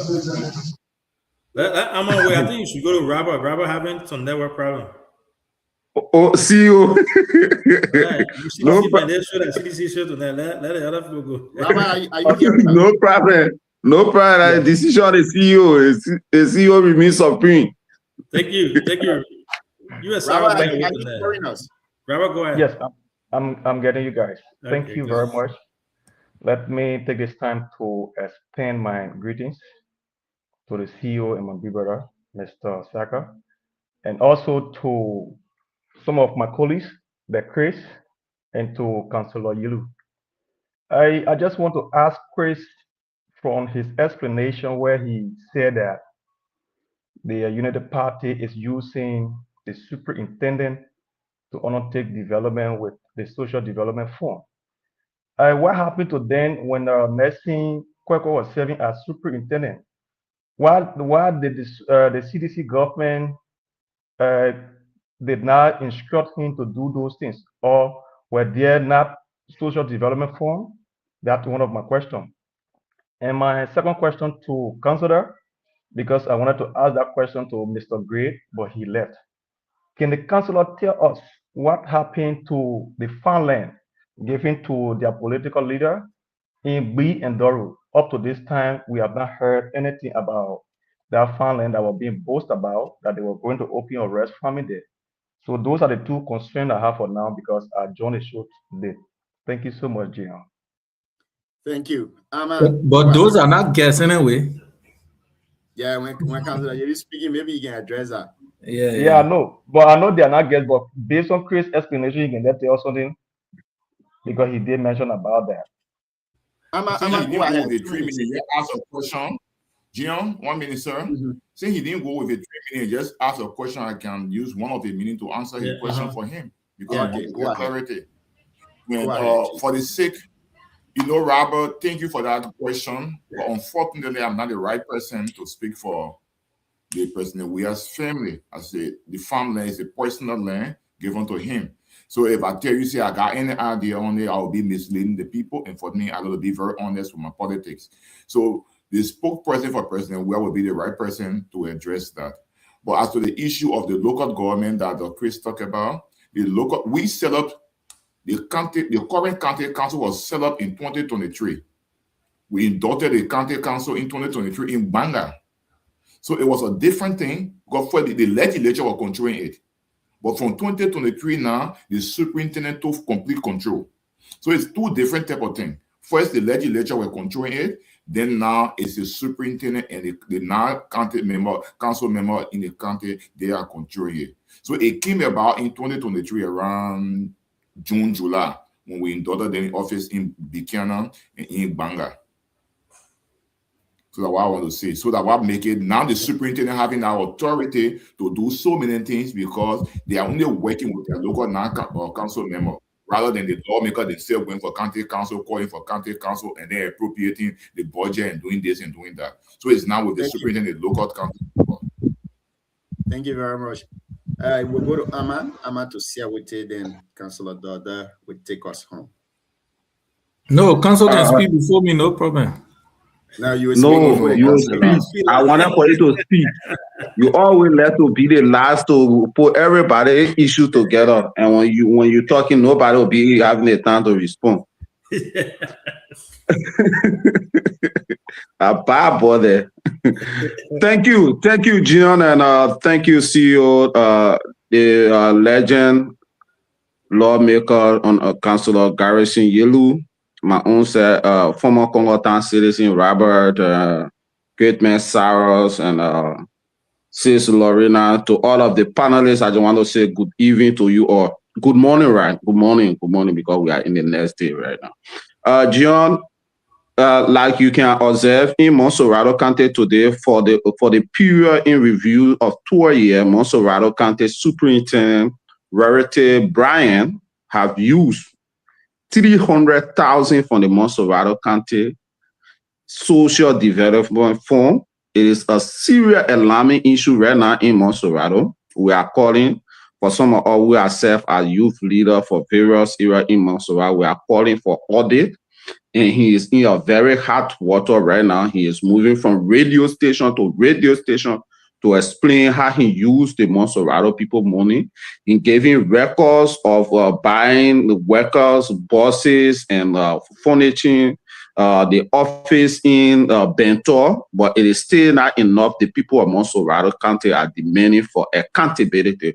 But however, sadly, the superintendent of Nimba County has spent more than $3 million from the Nimba County Social Development Fund from the people of Nimba Cover to be being police headquarters, to be being immigration compound, which in the Liberia Immigration Service have their own national budget. The police have their own national budget. She has been misusing more than 3 million of Nima County people phone, but people cannot speak to it because she is connected to higher hand in Nima like Mishaka Flotoma. And people think that when you criticize her, you are indirectly criticizing the VP, Vice President Jeremiah Kpankun. So that is sad. It's a sad day for Nima. The way call have mismanaged, and she is being a lot of mansion all across in Monserrato. When you see some of these little mansions in Monserrato, you kind of like wonder where is she getting the money from? She gave the contract of Nima County money to her friend. At the end of the day, she get kickback for them to build mansions, material. Her kickback go in building materials. So she thinks that it is difficult to be traced or tracked. So it's a sad day for Nima. This is why, from some of our concerns and raising the concern, the Nima County Legislative Caucus, they are joining in. Like Samuel Koga, he has been one person that have not had a feeling on that to call this lady to account, for her to account. Lastly, to conclude, I think today was a great show. Was for some of us who did it intentional. We don't. Okay, the man gone. So we got our two down on the show here. Amon Bros and Saros Sembalier. So now our two down in there from Bay. Selty, let's hear you, Chief. So you want the council to go first, we get lead last and fire the council. Because the door, I'm not going for you. Go. Your mic is muted. Go ahead, Chief. Yeah, thank you, Gian. Thank you very much. And I mean, thanks to Honor Gray for appearing on the show. It was a nice show. What I want to say is, there's the heat hour, even on CNN or any other news outlet. There are always talk shows. So I don't think it's a strange phenomenon on this platform. But on the overall, Honor Gray, I know him to be a very good propagandist, and that's why their propaganda is just stay right. In District A at Sodin when you don't cross beyond Sodin when, that's why you're massively defeated.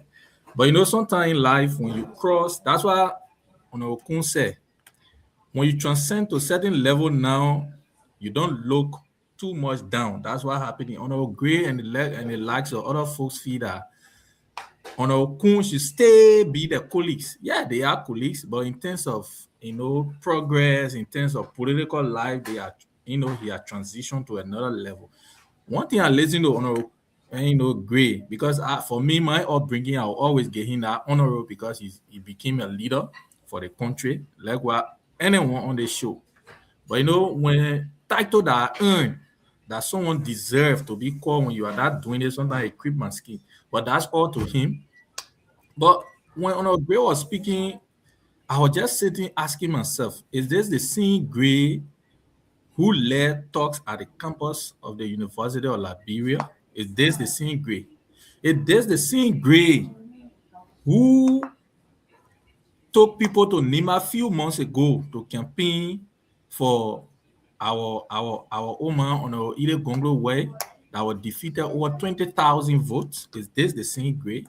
Sometimes when they say, oh, we will go to demystify the message in Nimba. So I sit and ask, what did you demystify in 2023? And to my own Leonard big brother, on our yellow, sometimes the hypocrisy on this platform with the seditions is clearly seen, right? In 2023, those were the same message pushed by on our yellow. Oh, we get Nima to CDC. At the end of the day, what did CDC get in Nimba? CDC were heavily defeated, but what they can boast out today, they got 50,000 votes. That was this to you spent over 150 million to accumulate vote, but at the end of the day, we defeated you face down. Okun have a remarkable imprint in Nimba than any other lawmaker as we speak. He built a hospital and turned the hospital to government. I don't know where on Gray wants to classify or maybe differentiate the definition or turning over. I don't stay, it don't correlate from that point.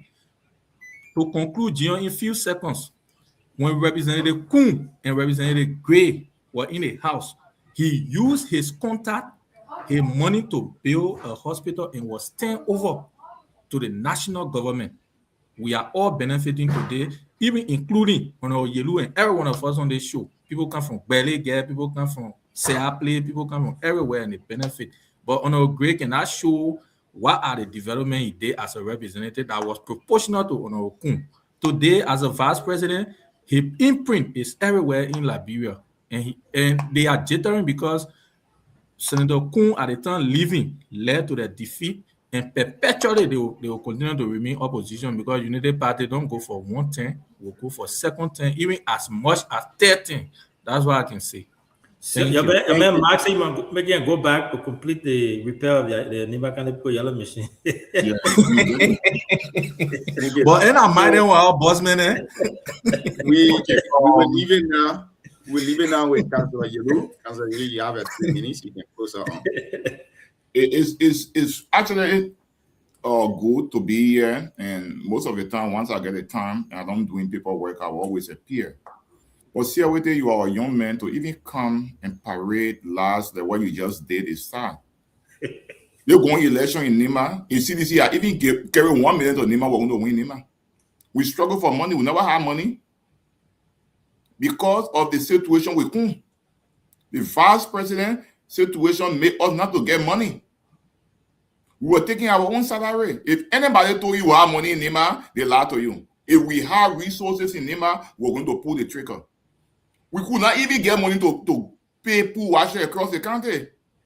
So when I hear putting they spend where did CDC even get anybody in Nima 100 or 100,000? Council, you made a point that you said you don't have money because of the situation with the VP. What was the situation? Because CEO, 1 minute. That Mark Blumen call on the show when the both of you guys were defending. Blumen told you had the bag of the money. How will you tell the people you didn't have money? Oh man. I think we went for the debate and that was corrected. And Mike himself understood that we corrected him there. I have challenged anybody. My commitment to CDC is not about money. Get that clear. And I listened to Edwin. And these are some of the problems the vice president office is faced with. Someone who call himself special assistant and come and play phone on the national scene. And there's a second higher office in the country. When you coming from there to speak, you speak with responsibility. It's not about play ball team. And that you understand. The day our garrison daughter say they're going to come on, but you will go to say I will be frustrated. It's the day I go on ground. Because on no condition, nothing can frustrate me. I got a profession, I got a career, and I build myself. About all that in the past, I don't get time for it because they know me. If I wanted money, that was several attempts made in this going senatorial election to give me money, I rejected it. I was taking it. Look, men should live for the pipers. Men should live for the pipers. Not everybody will go for money.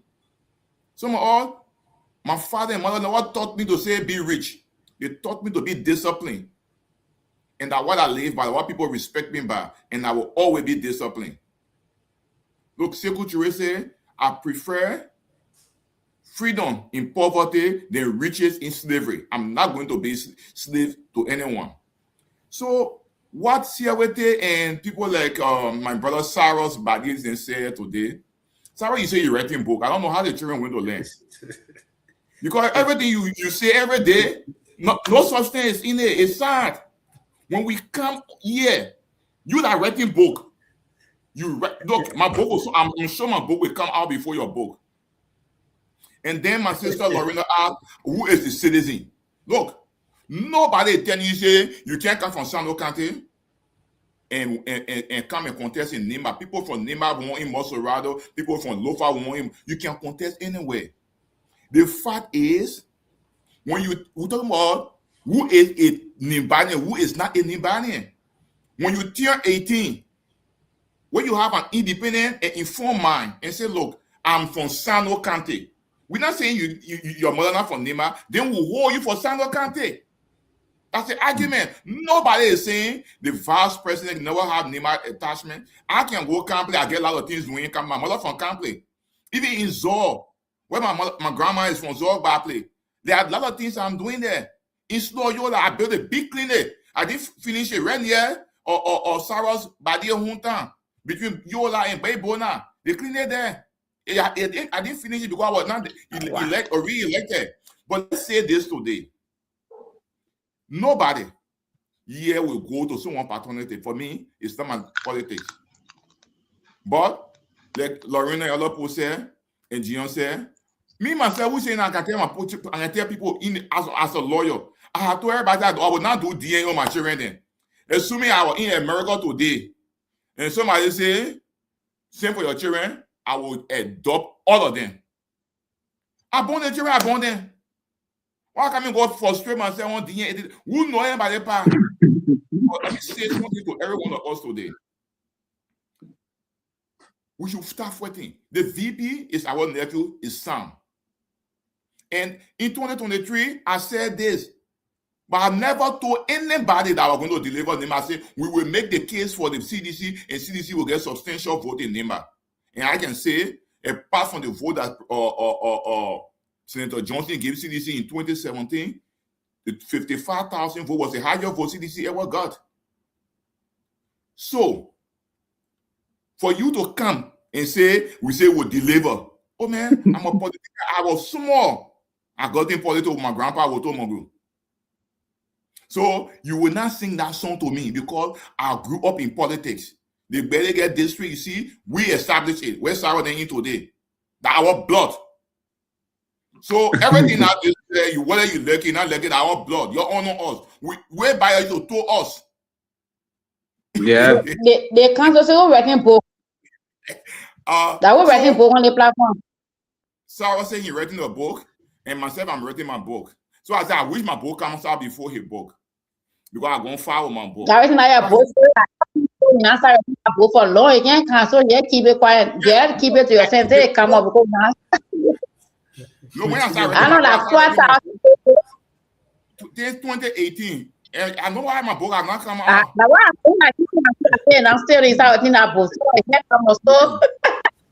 But at that, oh, they too book. But I know the member already book a long time. I know the member already book a long time. No, how you know? I said Lorena know guys he been writing book. Most of my articles from Facebook, you see on Facebook, they are all except from my book, right? And very soon the book will be out because I'm talking to somebody in Guys, tomorrow, I hope tomorrow you should be on the show. Okay. Lorena, I already warned you that she is your big sister. So I may say this to all of us. CEO, thank you. Gian, the host, thank you so much. But to close here tonight, NEMA is for every one of us. When our people were forming that county, it was unity in diversity. And not being unity in singularity.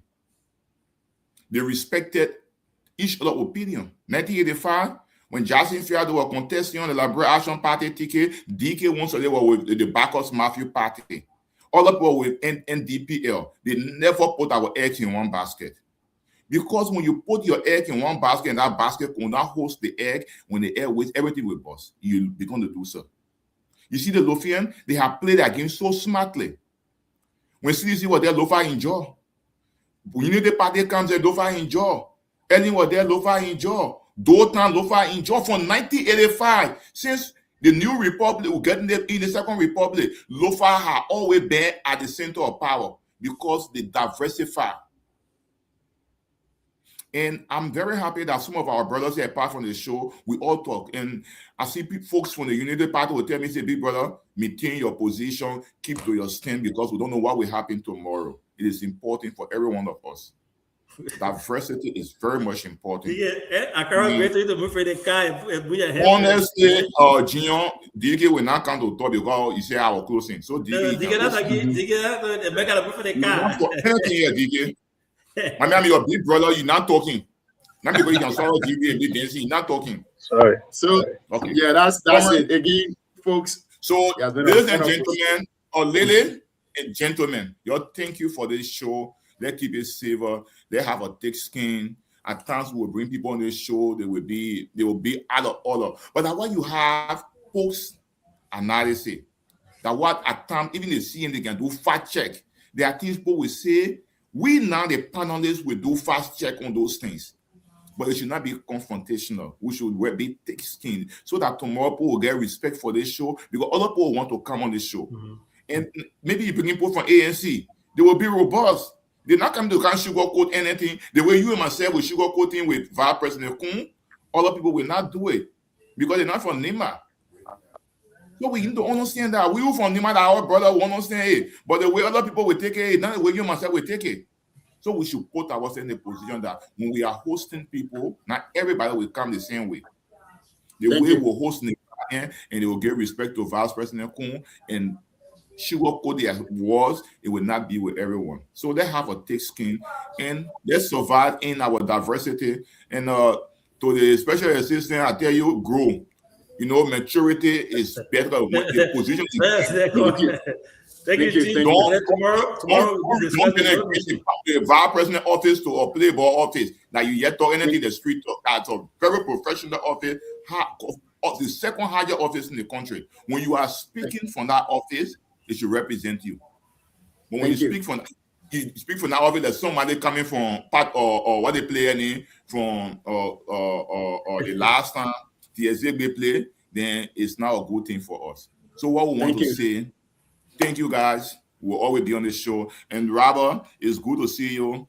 I hope to have some interaction with you. We are all from the same country. We have to respect each other. Robert, I'm my son. Thank you. Just sneak from behind, but we'll talk. But tomorrow we can discuss the yellow machine thing. You know, my man, Robert, you lost, so what going on, my man? So, the man part of serial government. Why are you asking him, man? Yes, it has been a wonderful show. Again, I want to say thank you to all of you for being here tonight. It has been a really, really good show. Mark Bloom, we miss you on the show. Yeah, I beg calling you. You're not picking up your calls. I don't know what is happening. So I think the message of my sister. Yeah, if it's a sister, you know my sister.